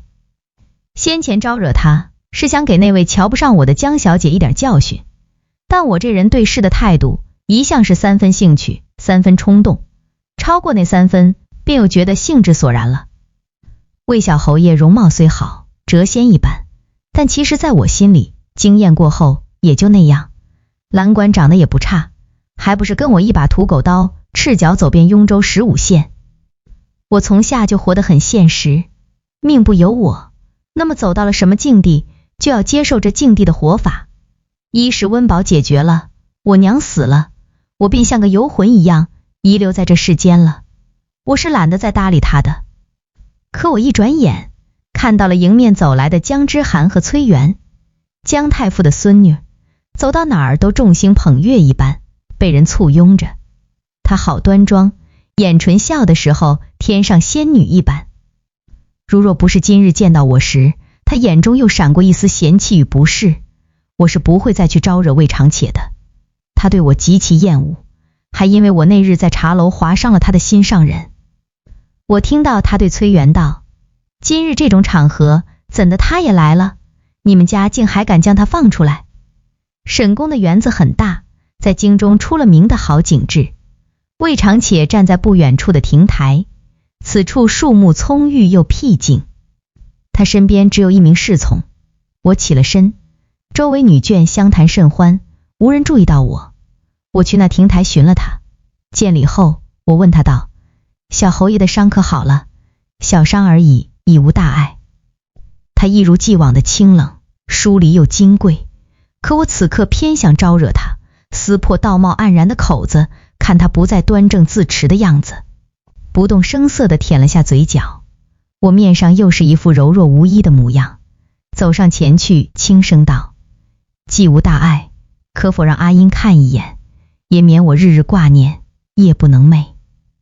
我低垂着头，魏长且站着没动，未置可否。我又拉了下他的衣袖：小侯爷，我看一眼就好。声音哀求。魏长且依旧站着没动，但他身边那名侍从已经转过身去，悄然退下。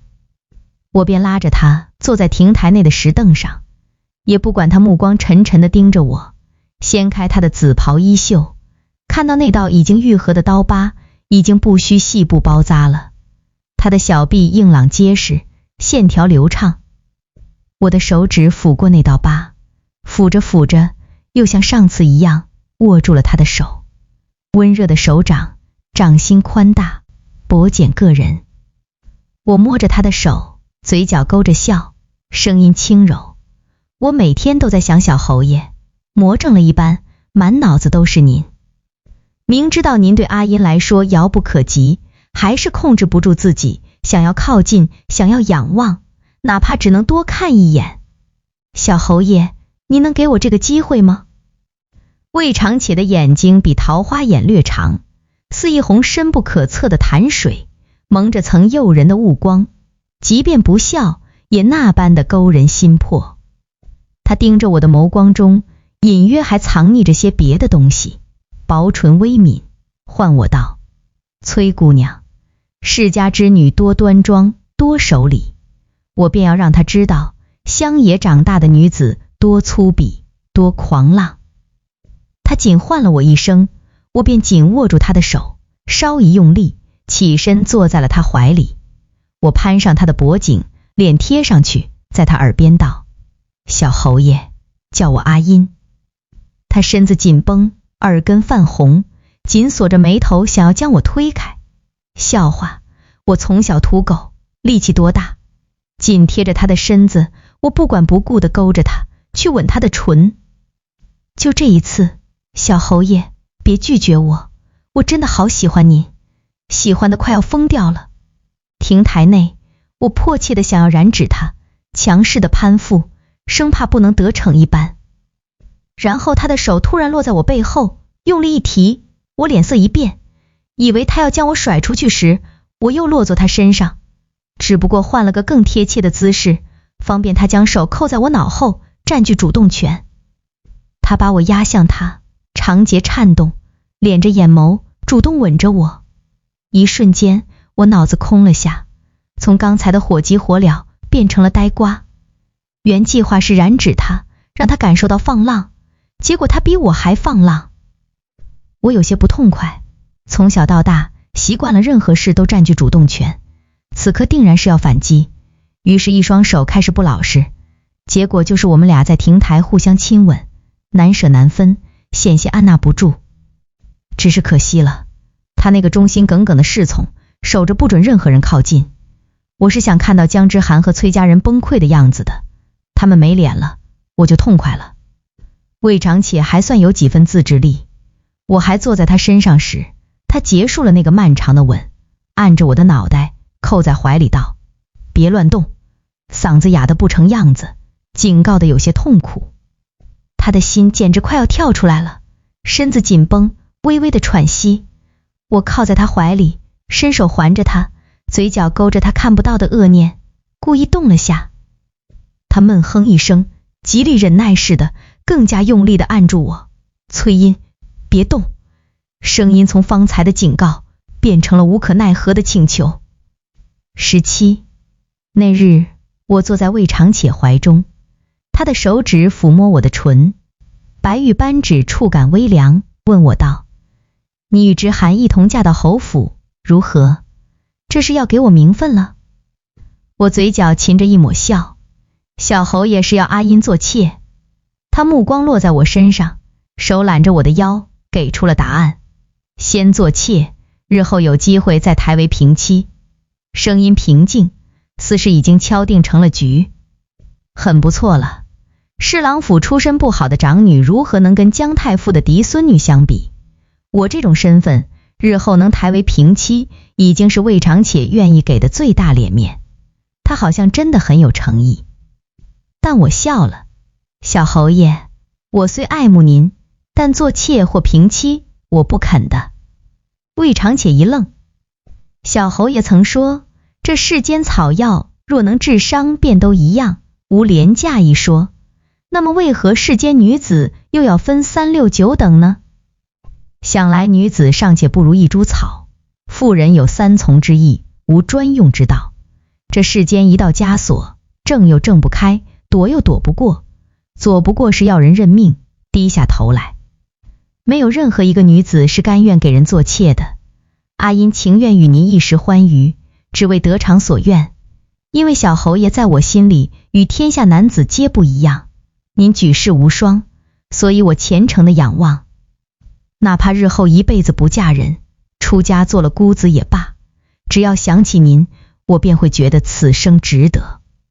可您若也想要阿音认命，把头低下来。我嘴角噙着一丝苦笑，轻叹一声：君若磐石，妾如蒲草，就当我们从未相识过吧。离开亭台的时候，魏长且的目光沉沉地落在我身上，眉头紧锁，也不知在想些什么。亭台之外，我顿下脚步，嗤笑一声。我若愿意跟他玩，必会让那江之涵知道，他所拥有的东西会被他嫌弃和厌恶的人夺取殆尽。做人总归是要良善一些，才不至于给自己招惹了不幸。苏轼找到我的时候，面色已经隐隐不快了，但他好歹是只笑面虎，很快又温言细语，走过来拉我的手：去哪儿了？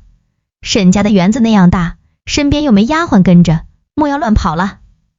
他带着我去见了那位郡公府的赵世子，果真如崔锦泽所说，也算一表人才。他目不转睛地盯着我，放肆地打量，从头到脚，然后微微一笑，朝苏轼行了个礼。看来对货物很满意，这门亲事算是成了。苏轼喜不自胜，过后他便不再管我，差了个丫鬟在一旁跟着，让我同赵世子聊几句。看外表，赵世子除了傲慢了些，全然看不出别的缺点，但很明显他骨子里是瞧不上我的。谁让我这崔家长女的出身还不如一个庶女来的清白，面上的礼节还是有的。毕竟是在沈家，他很随意地同我交谈了几句。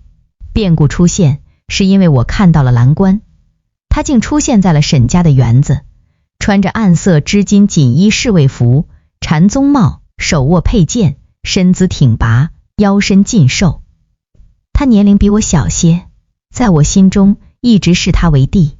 2年而已，那张屹立的脸，眼神一如既往的干净和纯粹，精致的不像样子。只是此刻一眼望过来，写满了悲痛欲绝的怒火，以及莫大的委屈，连眼圈都开始泛红了。我以为下一秒他会跑到我面前，既生气又委屈地对我说：“茵茵，我想你。”没想到他居然有所长进，没有上前与我相认，而是脚步飞快地走过来，朝我伸出手。给。干净的声线，一个给字，说得委屈巴巴，情绪万千。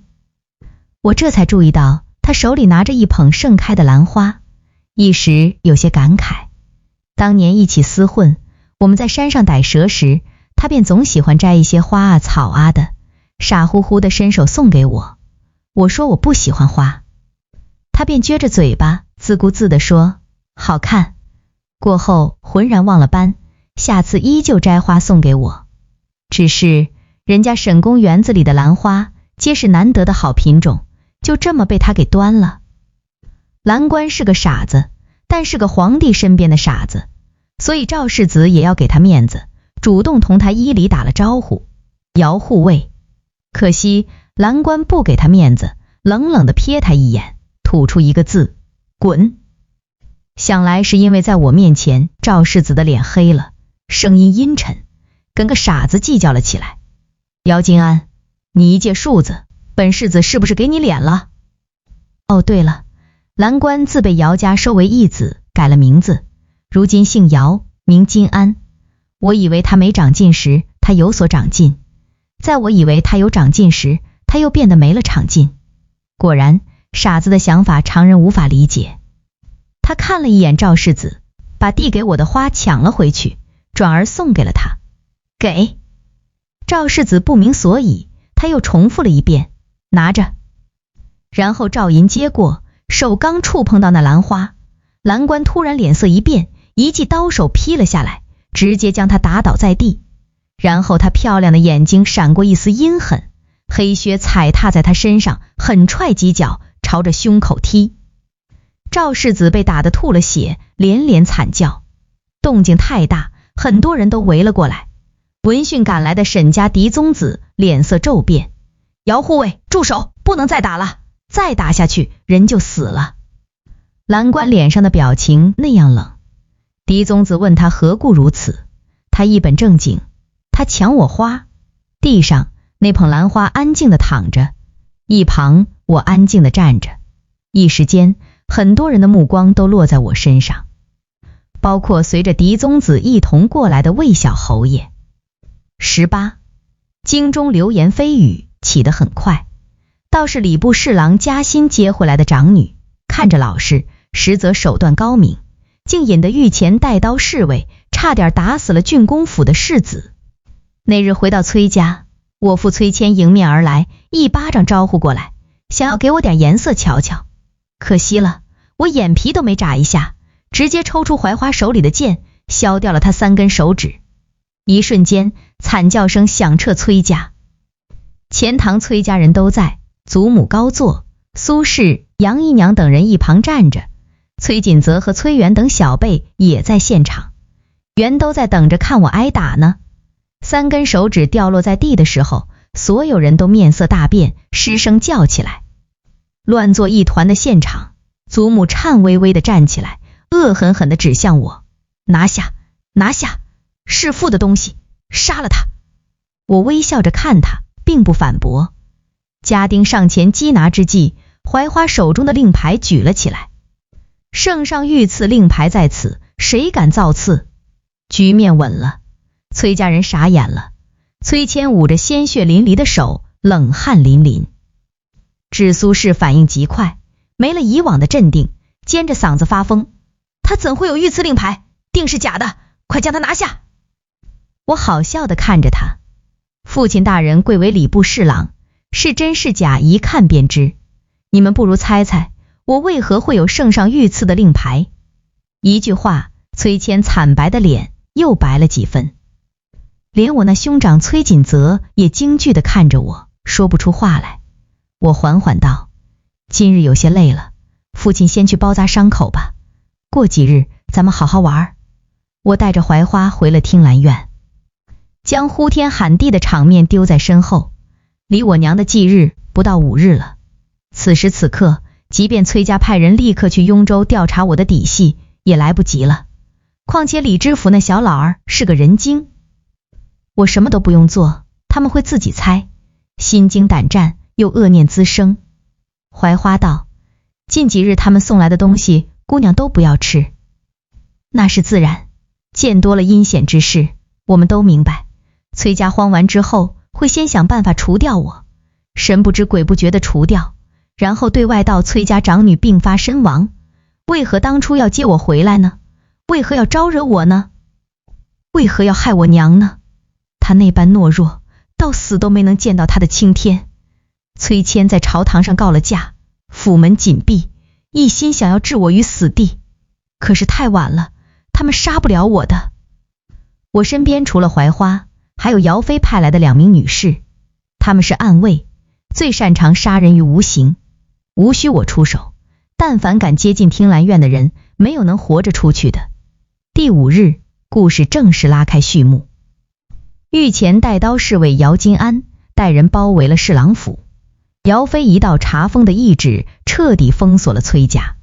当今圣上龙体抱恙，久病缠身，工部尚书道是泾河汉阳方位怀疑有人埋了摄偶人。验圣术一向为皇家所忌惮，听闻曾经的姚贵妃死得蹊跷，正是被此术所害。那晚秋风飒飒，是我娘死去的日子。听兰院夜静月圆，从贵怒放。院里一张桌子摆着我娘的灵位以及一把长刀，桌前一张太师椅，我坐在上面仰面闭目。院子里很多人，但凡在崔家宅子的都被蓝官带人押着，家丁侍女跪成一片。屋内3根悬在梁上的白绫正等着他们的主人。杨姨娘、苏氏以及我那明知养在身边的生女陷害了我娘，偏又装聋作哑的祖母，一个也别想跑。祖母年纪大了，我孝顺，让人将她驮上去。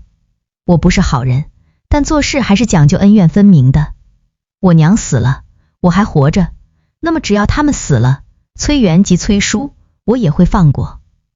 逼他们悬梁时，院子里哭嚎声一片，我把刀架在了崔元脖子上，哭大声一点，送送你娘。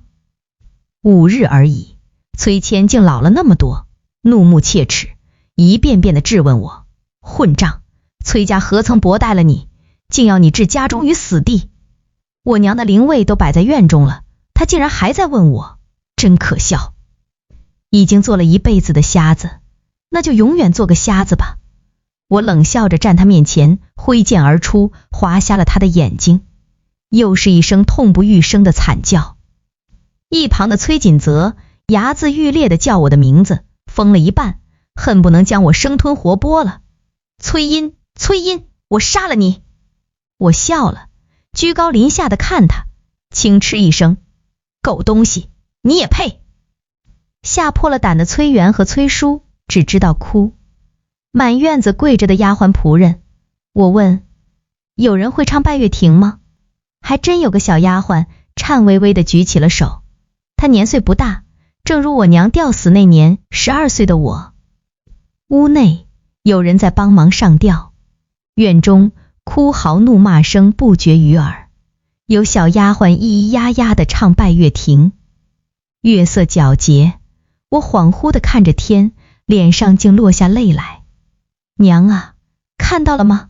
今日儿是你的青天。19，我入宫见了姚景年，2年而已，他竟变化那样大。上扬的凤眼微微眯着，闪过锋锐的光，明艳又摄人。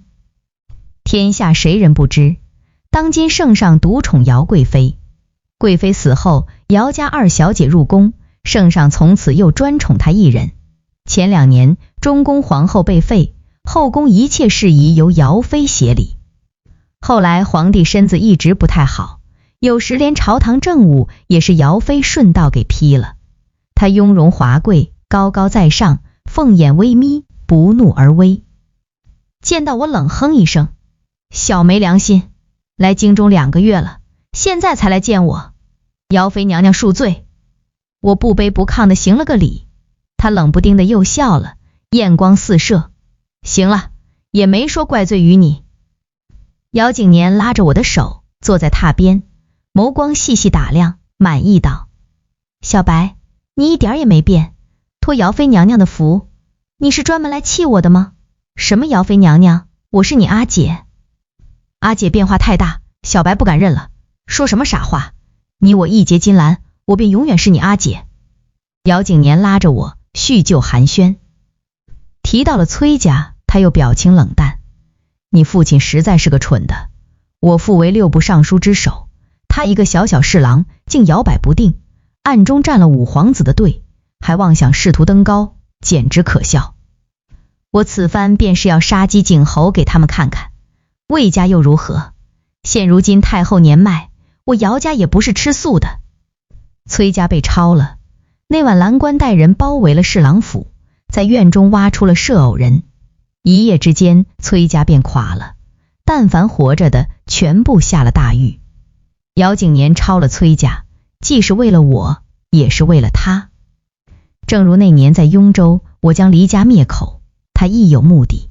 当今圣上非太后亲生，13岁临朝，一生受人桎梏。太后姓魏，出身南朝4大望族之一的魏家。魏太后把控朝政多年，一手遮天，连为皇上挑选的皇后都是魏家之女。皇上13岁登基，至今已到不惑之年，他这一生都无比渴望摆脱魏家束缚，有与之抗衡的能力。当年的姚贵妃与他心意相通，两情相悦，诞下了13皇子，但因他迟迟不肯立魏氏皇后所生的5皇子为储，惹魏家不满。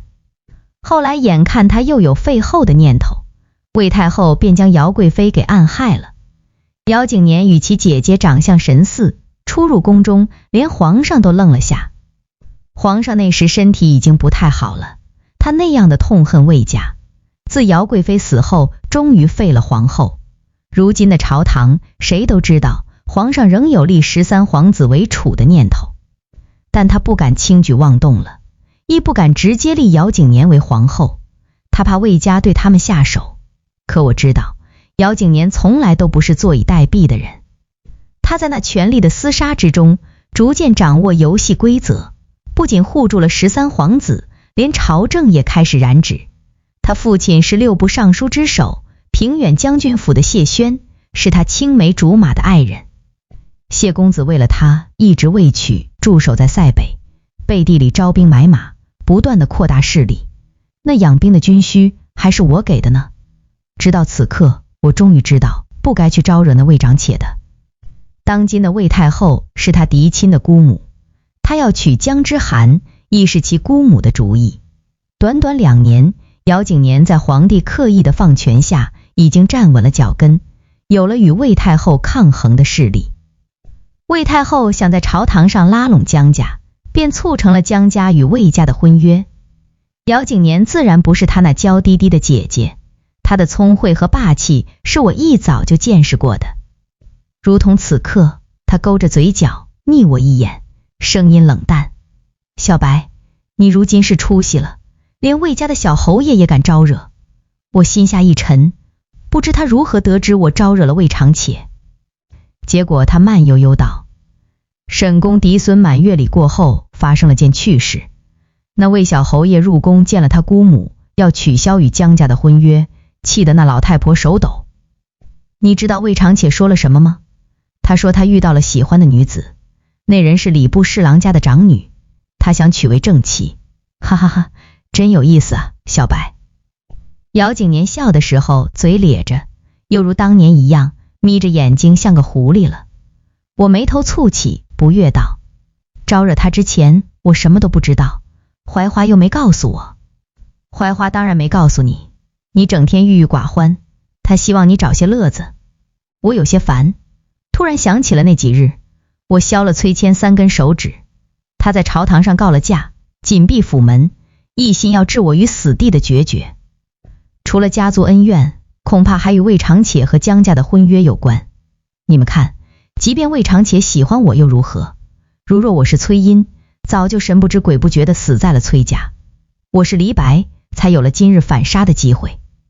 所以这世上，男人的喜欢和心意最不值钱。朝堂上暗中站队的官员何其多，礼部侍郎崔家成了景侯的那只鸡，只能说是他们运气不好。他们错在不该接我回来。多行不义必自毙，此乃天经地义。但一开始我是真的没想要姚景年出手，我只想亲自宰了他们，然后寻一根绳上吊自尽罢了。真的好烦好没意思，前有槐花，后有姚景年。走到今日这般境地，我竟连自己的性命也做不得主了。我问姚景年，阿姐打算如何处理崔家？他扬眉看我，行验圣之术，自然满门抄斩。苏轼等人悬梁自尽的时候，我是打算放过崔元和崔叔他们的。哼，小白，你如今竟变得这般心慈手软。当初灭黎家之口的时候，你倒是爽快得很。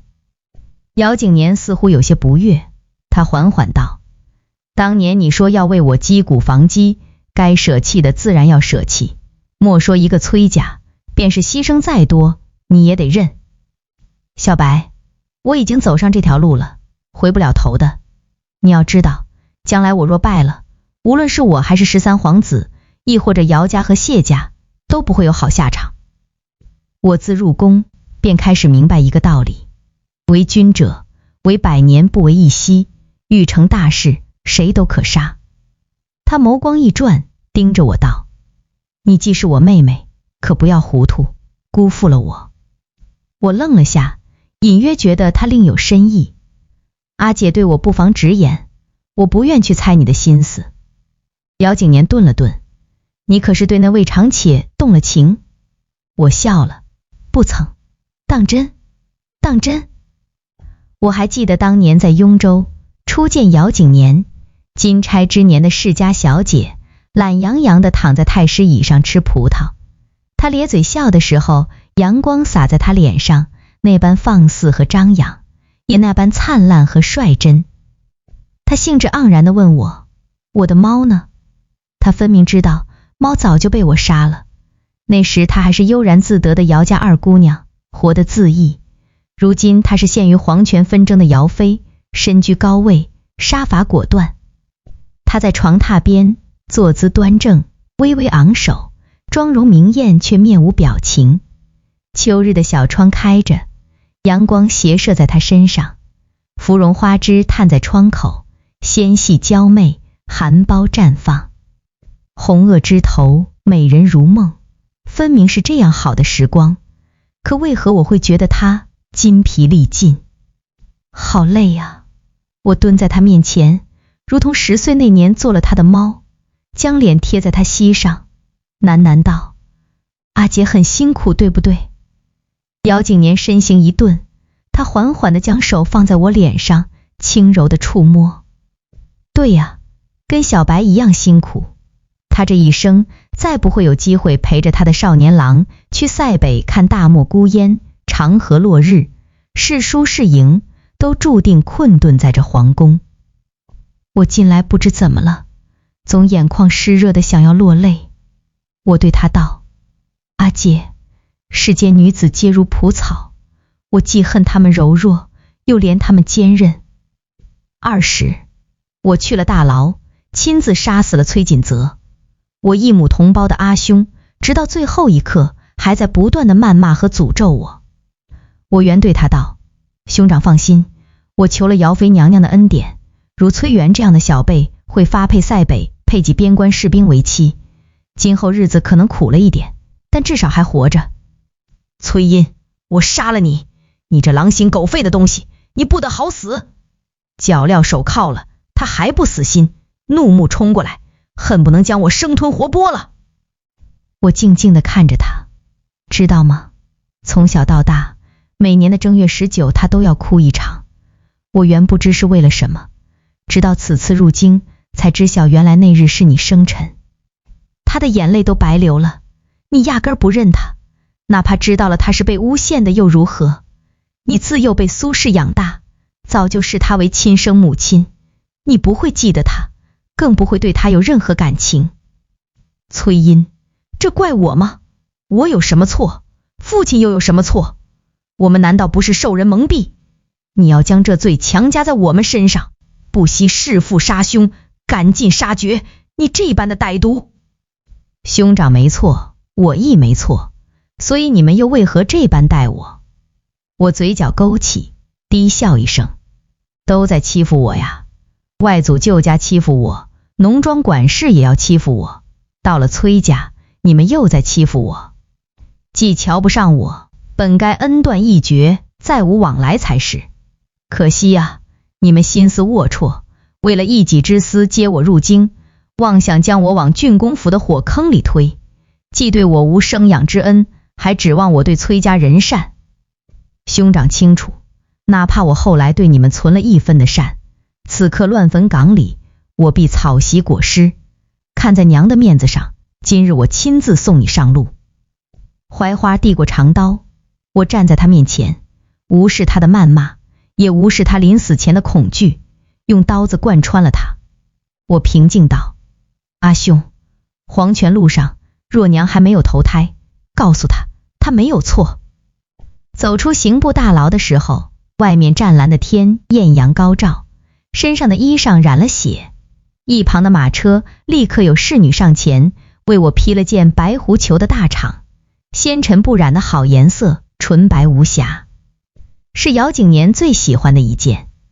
侍女道，姚妃娘娘在宫内等您回去。不远处，一袭华贵玄袍的魏小侯爷，身形冷峻，霞姿月韵如天上仙。他眸光平静地看着我，不知等了多久。该来的总归躲不过，我站他面前，微微颔首，面容平静地行了礼。小侯爷，姚妃义妹。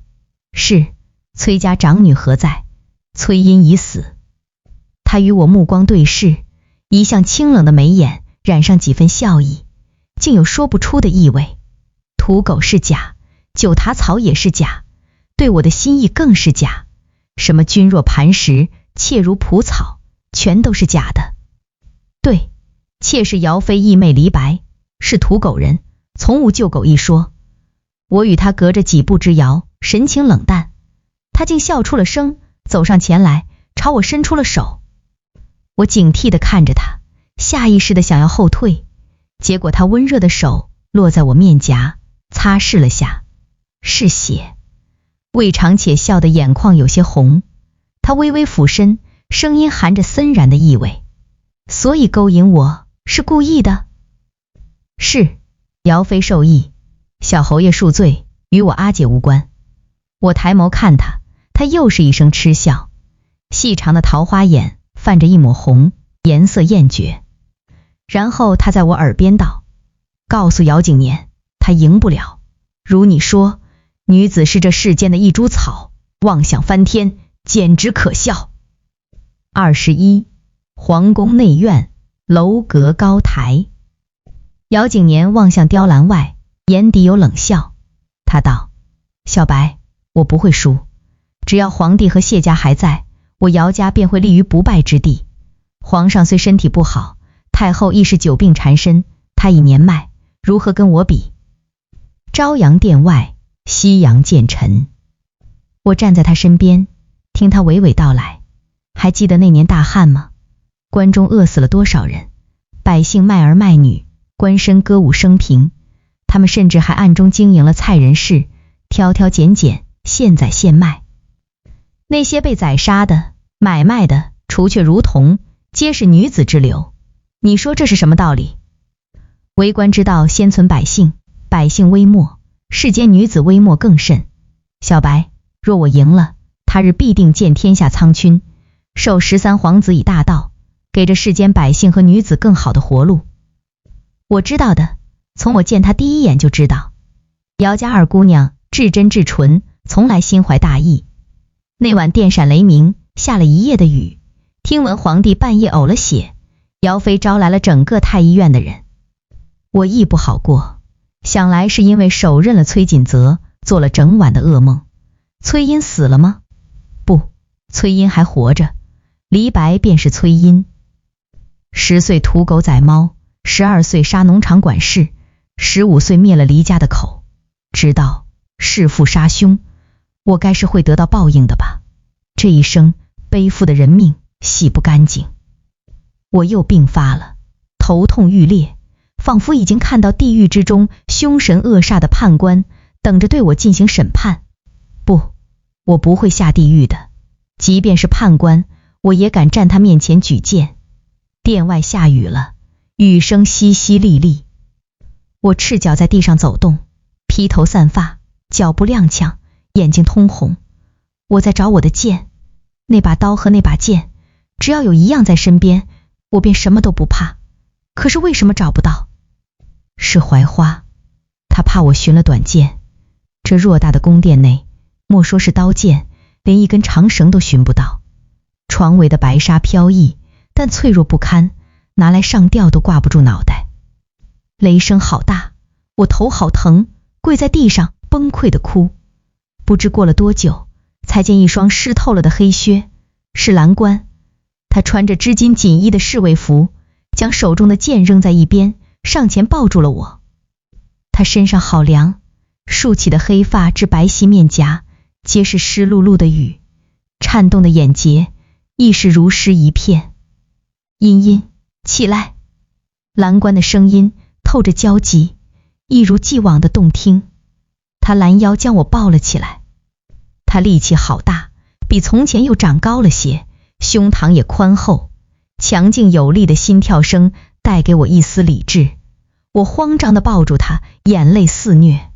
蓝官，他们来抓我了，我要下地狱了。不怕，茵茵不怕。我坐在床边，窗外雷声响起，闪电映在蓝官脸上。他的眼睛那样干净，挺鼻薄唇，面容坚毅。我在，我替你杀。那样好的蓝官，永远天不怕地不怕，脸上藏着狠戾。我怔怔地看他，摇了摇头。我不要，你要好好活着。他伸出双手，捧住了我的脸，将额头贴了过来，鼻尖抵在我的鼻子上。茵茵，下地狱，我愿意，我想你，我喜欢你。一个傻子也知道喜欢吗？床围白纱飘逸，窗外电闪雷鸣，清晰地映在蓝官脸上。他浓黑的眉毛，澄净的眼睛，以及纤薄的唇，他知道什么是喜欢。温热的唇印在我唇上，几乎是凭借着本能。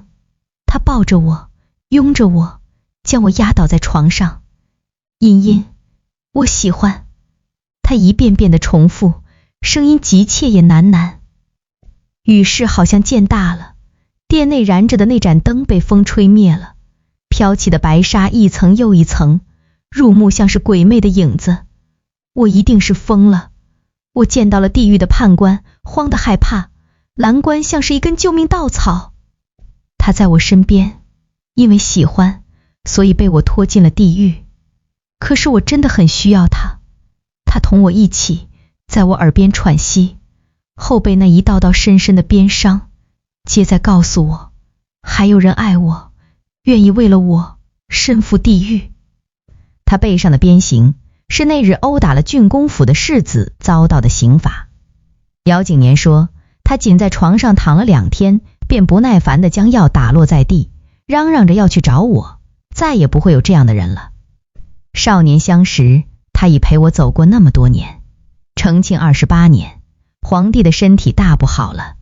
这位13岁登基的天子已经行将就木，他一心想要推上皇位的儿子才11岁。像是预感到了什么风声，五皇子以外祖父病重为由匆匆离宫。他是对的，当今圣上油尽灯枯时，对姚景年下的最后一道旨意是宜寿宫诛。如今宫内守卫皆听命于姚妃，他不会让皇帝死在魏太后前面，因而计谋了一番，亲自去宜寿宫送走了魏太后。那位掌权了一辈子的老太后死得悄无声息。但当晚姚景年神情愣怔，显得心烦意乱。深更半夜，他睡不安稳，召了我前来。殿内烛火悠悠，他的眼睛深邃又深沉。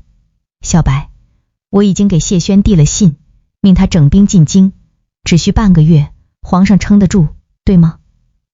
阿姐说他撑得住，他便一定撑得住。是了，可若万一，阿姐在担心什么？没什么，京中有我姚家坐镇，禁卫军和长定营的人马掌控在我手中，只五皇子逃去了他们魏家而已。待谢轩进京，13皇子的位子便稳了。既是这样，阿姐为什么慌了？我握住了他的手，好凉。他皱着眉头，很快又神情坚定。我不会输，是那老东西诓我，他要让我害怕，自乱阵脚，我不会上他的当。他没有告诉我魏太后临死前到底跟他说了什么，但不久后我便也知道了。姚家叛变了，6部尚书之首姚景年的亲生父亲，整个姚氏一族在紧要关头舍弃了他。曾是他们将他推到这个位置，告诉他要扶持13皇子，为皇帝效力。可是皇帝一死就变了。我记得那日宫内氛围压抑，人人都很慌张，风雨欲来风满楼，黑云压城城欲摧。谢家的塞北大军就驻守在城外，姚家的人却不肯再入宫见他。姚景年长长的指甲几乎陷入掌心，他低低地笑了，对我道：小白，你知道为什么吗？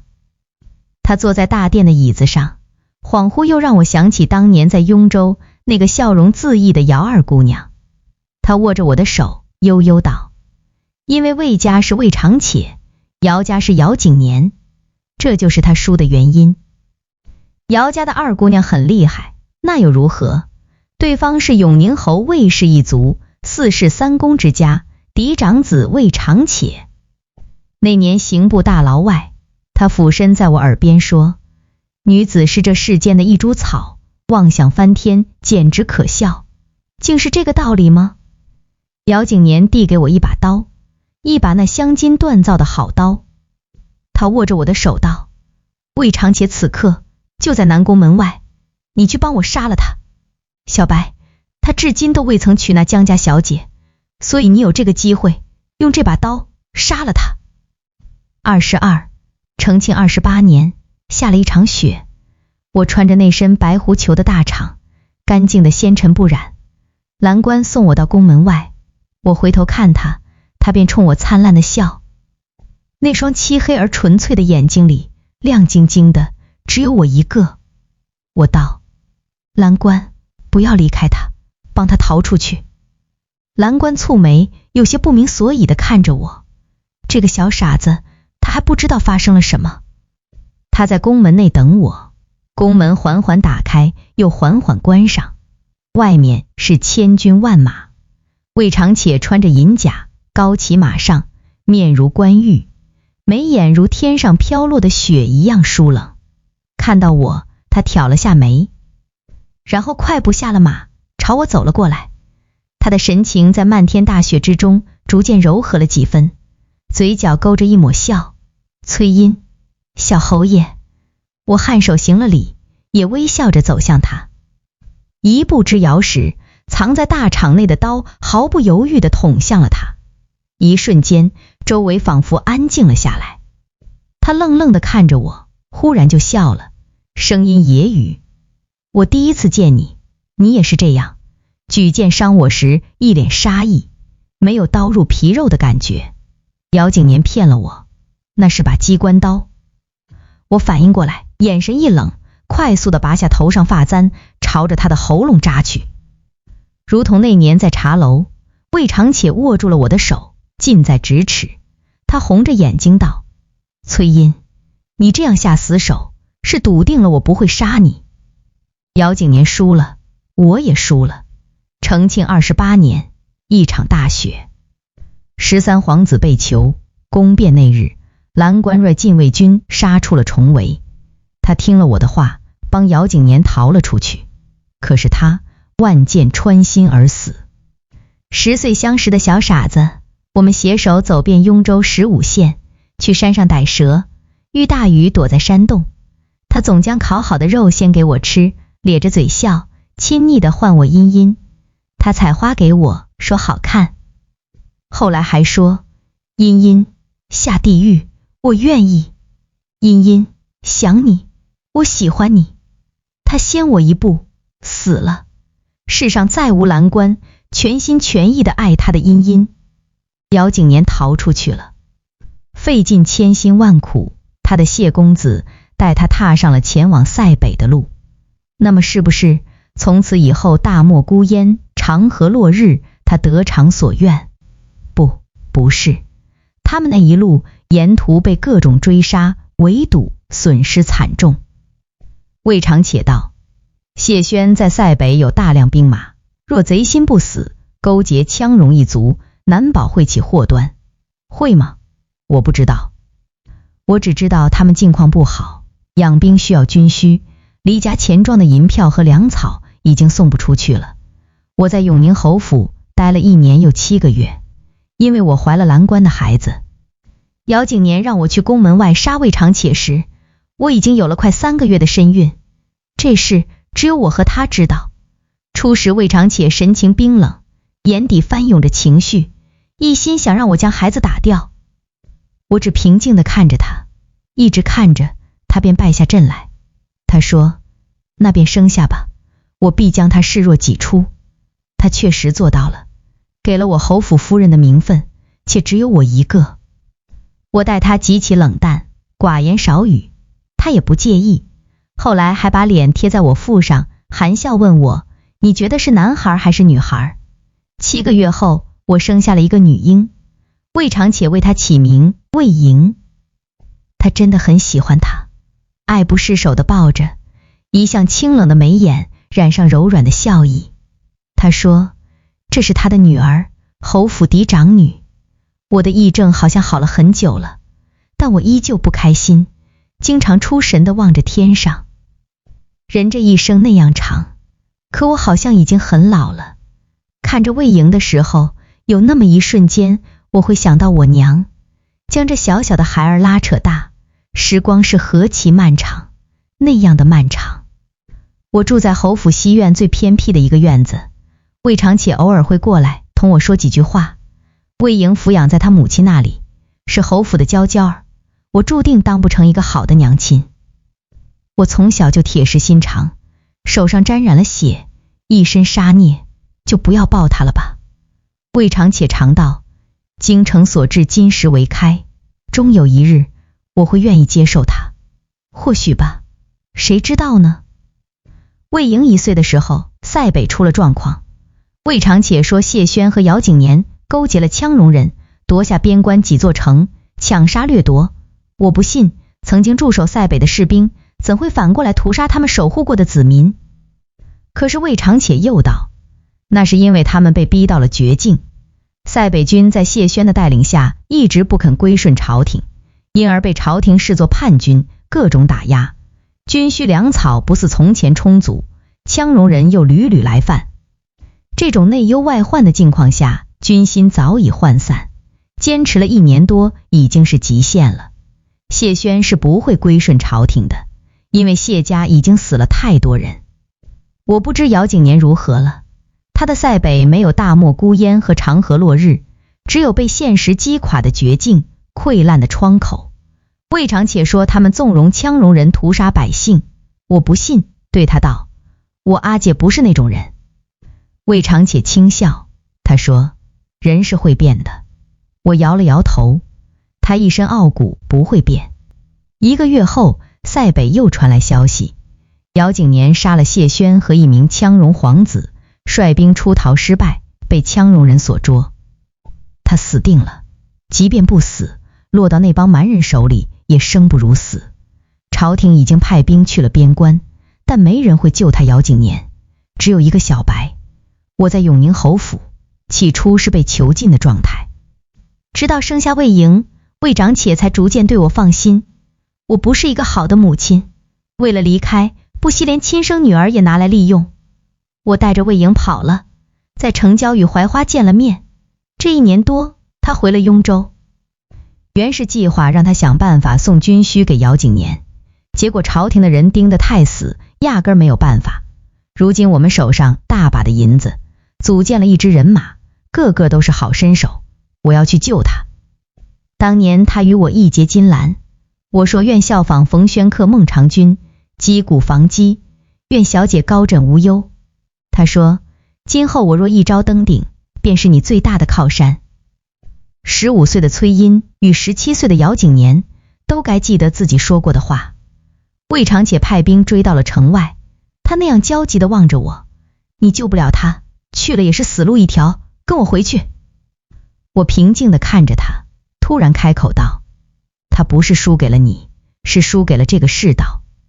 魏长且一愣，我又道，世间女子从未逊色于儿郎，若没有那道枷锁，你们未必会赢。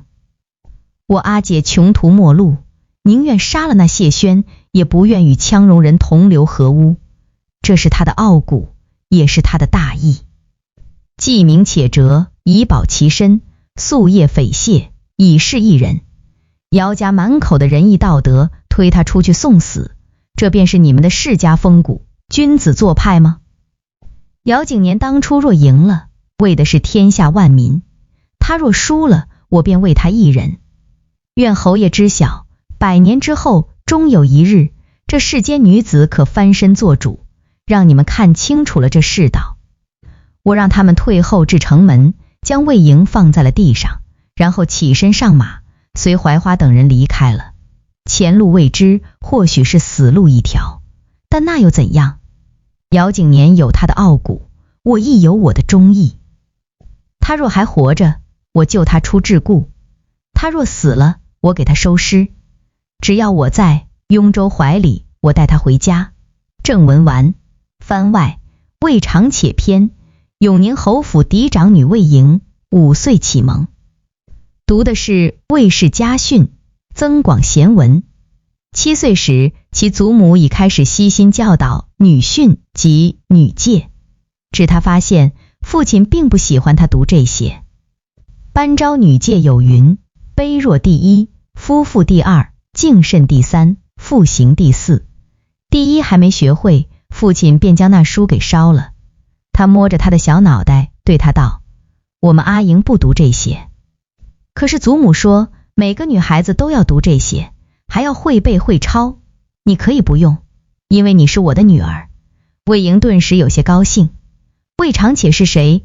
永宁侯府的小侯爷，年纪轻轻已是当朝太傅。他生得那样好，霞姿月韵如天上仙，京中想嫁给他做续弦的世家贵女数不胜数。听闻姜老太傅的嫡孙女姜大小姐拖成了老姑娘还未成亲，就是为了还能嫁他。又听闻二人曾经是议过亲的，不知为何又没成。魏莹满脑子好奇，忍不住跑去问爹爹。魏长且彼时在院中围炉煮酒，正值2月，天还有些冷，但日头很好，照耀在他身上的白衣上，双色如华。院中有一棵长势甚好的梨树，花开似雪。他嘴角勾着笑，对女儿道，遇到过太喜欢的人，就很难接受别人了。是我娘吗？是。爹爹怎么认识她的？怎么认识她的？魏长且又笑了。那日茶楼窗口，阳光倾洒在他身上，他的神情又懒又颓靡，像一只眯着眼睛的白猫。魏小侯爷轩然遐跹，他也仅是多看了一眼，又兴致奄奄地别过脸去。后来他不知为何又突然发了疯，拔了他身边侍从的剑。魏长且自幼习武，怎会看不出那一刻他浑身都是杀意。再后来他随着其兄长来府中赔罪，他说想亲自为他换药。这姑娘那日在茶楼的表现分明对他无益，换药之时又突然握住了他的手。他胳膊上那么多的伤，嘴角噙着笑，说起九塔草，说感激他，永远将他记在心里。那双眼睛波光流转，明知他不像表面那样简单，可那一瞬间魏长且还是动心了，心跳如雷，被他握着手，整个人都懵了。这世上女子那样多，他就这样猝不及防闯了进来。他派人去崔家打听，知道他自幼在乡野长大，母亲早亡，并不受崔家待见。想到他胳膊上的伤，有些烦躁。沈公嫡孙的满月礼上又一次见到了他，还是那副模样，懒散地趴在围栏上，眯着眼睛，毫无顾忌地张大嘴巴打哈欠，全无世家贵女的姿态。可他竟觉得十分可爱。后来他来了亭台见他，本就有好感的姑娘竟主动大胆地撩拨他，见多了端庄贵女，他使他发疯发狂。亭台拥吻，只觉全身的血液都在燃烧，沸腾的厉害。他问他嫁入侯府可好？打听过的，崔家打算把他许给郡公府的陈世子做续弦，嫁给那个玩意儿还不如嫁到永宁侯府。况且他许诺了他，将来会将他抬为平妻。与江之涵的婚约是他姑母一早定下的，他并未打算违背。可是他说出了让他那样震惊的话，这惊世骇俗的姑娘是疯了不成？后2日，魏小侯爷满脑子都是他，他也疯了不成？沈公嫡孙的满月礼上，那御前带刀侍卫姚金安为了他把陈世子打得半死。姚金安虽然是个庶子，胜在生了副好样貌，京中心仪他的贵女也是有的。魏长且心下一阵烦躁，最终做出了决定，娶她其实也不是什么难事，毕竟她也是礼部侍郎之女。魏太后没有立刻答应，只说思虑一番，让她先回去。又过2日，崔家突然就出了事，姚妃在杀鸡儆猴，警告那些站队的官员，而崔家长女摇身一变成了姚妃义妹。事已至此，魏长且总算醒悟过来了。他命人去了雍州，把刀架在了李知府的脖子上。那小老儿什么都说了，崔因就是黎白。黎白是姚妃义妹，她经历坎坷，来京中只为报母仇。招惹她，要么是随意为之，要么是姚妃受益。无论哪一种原因，魏长且发现自己都无法接受。那口口声声说喜欢他，仰慕他，想起他就觉得此生值得的姑娘一直在骗他。可是他疯魔了一般，还是想要他。最后他赢了，那姑娘却让他付出了代价。他生下了别人的孩子，他将那孩子视若己出，可他仍不肯接受他。他走了，为了他的忠义。魏莹一直以为他娘是病死的，侯府所有人都这样告诉他，唯有魏长且自己知道，他死在塞北边关，带着一队人马与羌戎人谈判，运用全部家当换姚景年的命。羌戎人同意了，彼此都是狡猾的人，他们假意将人交出，未待他们走远，又开始追杀，自然是有准备的，但到底是在他们的地盘，很难全身而退。故事的最后，那崔家长女崔因被一柄长剑穿透了身体。原本已经获救的姚家二姑娘停下了脚步，她回头，然后笑了，接着义无反顾飞身过去，扑在了她身上的那柄长剑上。一柄长剑穿透了2个人，她和她的小白再也不用分开了。永宁侯魏长且之女魏莹，15岁嫁入东宫，成为当朝太子妃。25岁太子登基，册封为皇后。魏皇后于宫内设立豫章台，创办女学，教的是四书五经、诸子百家。那年魏侯已至知命之年，两鬓斑白，院中的梨树又开了花，他坐在树下，半躺着闭目养神，回首自己的一生。出身四世三公之家，永宁侯嫡子，当朝太傅，这一生声名显赫，位高权重，为官之道先存百姓，人人赞他刚正不阿，是个好官。他膝下只有魏莹一女。传言魏侯与夫人伉俪情深，自夫人逝后再未娶妻。天有些冷，携公主回家的魏莹为父亲盖上狐裘。魏侯睁开眼睛，看到那8岁的小公主活泼地围在他身边，叽叽喳喳让祖父讲侠女的故事。在那故事里，侠女忠义两全，满腔热忱，为了救自己的姐姐死在了塞外。好在最后还有中仆收尸，带他们回了家乡。家乡在哪儿？雍州怀里眉县乡下，那里曾有个屠狗宰猫的小傻子，有个脾气冷硬的小姑娘，以及凤眼微眯的世家小姐。后来他们携手走了很长很长一段路，不过好在最后又都回去了。小公主将这故事当话本子听，她吱声道：世上真有这样的侠女吗？魏侯笑道：有啊。她叫什么？小白。小白，这名字一点也不像侠女。还好吧，我觉得很好听。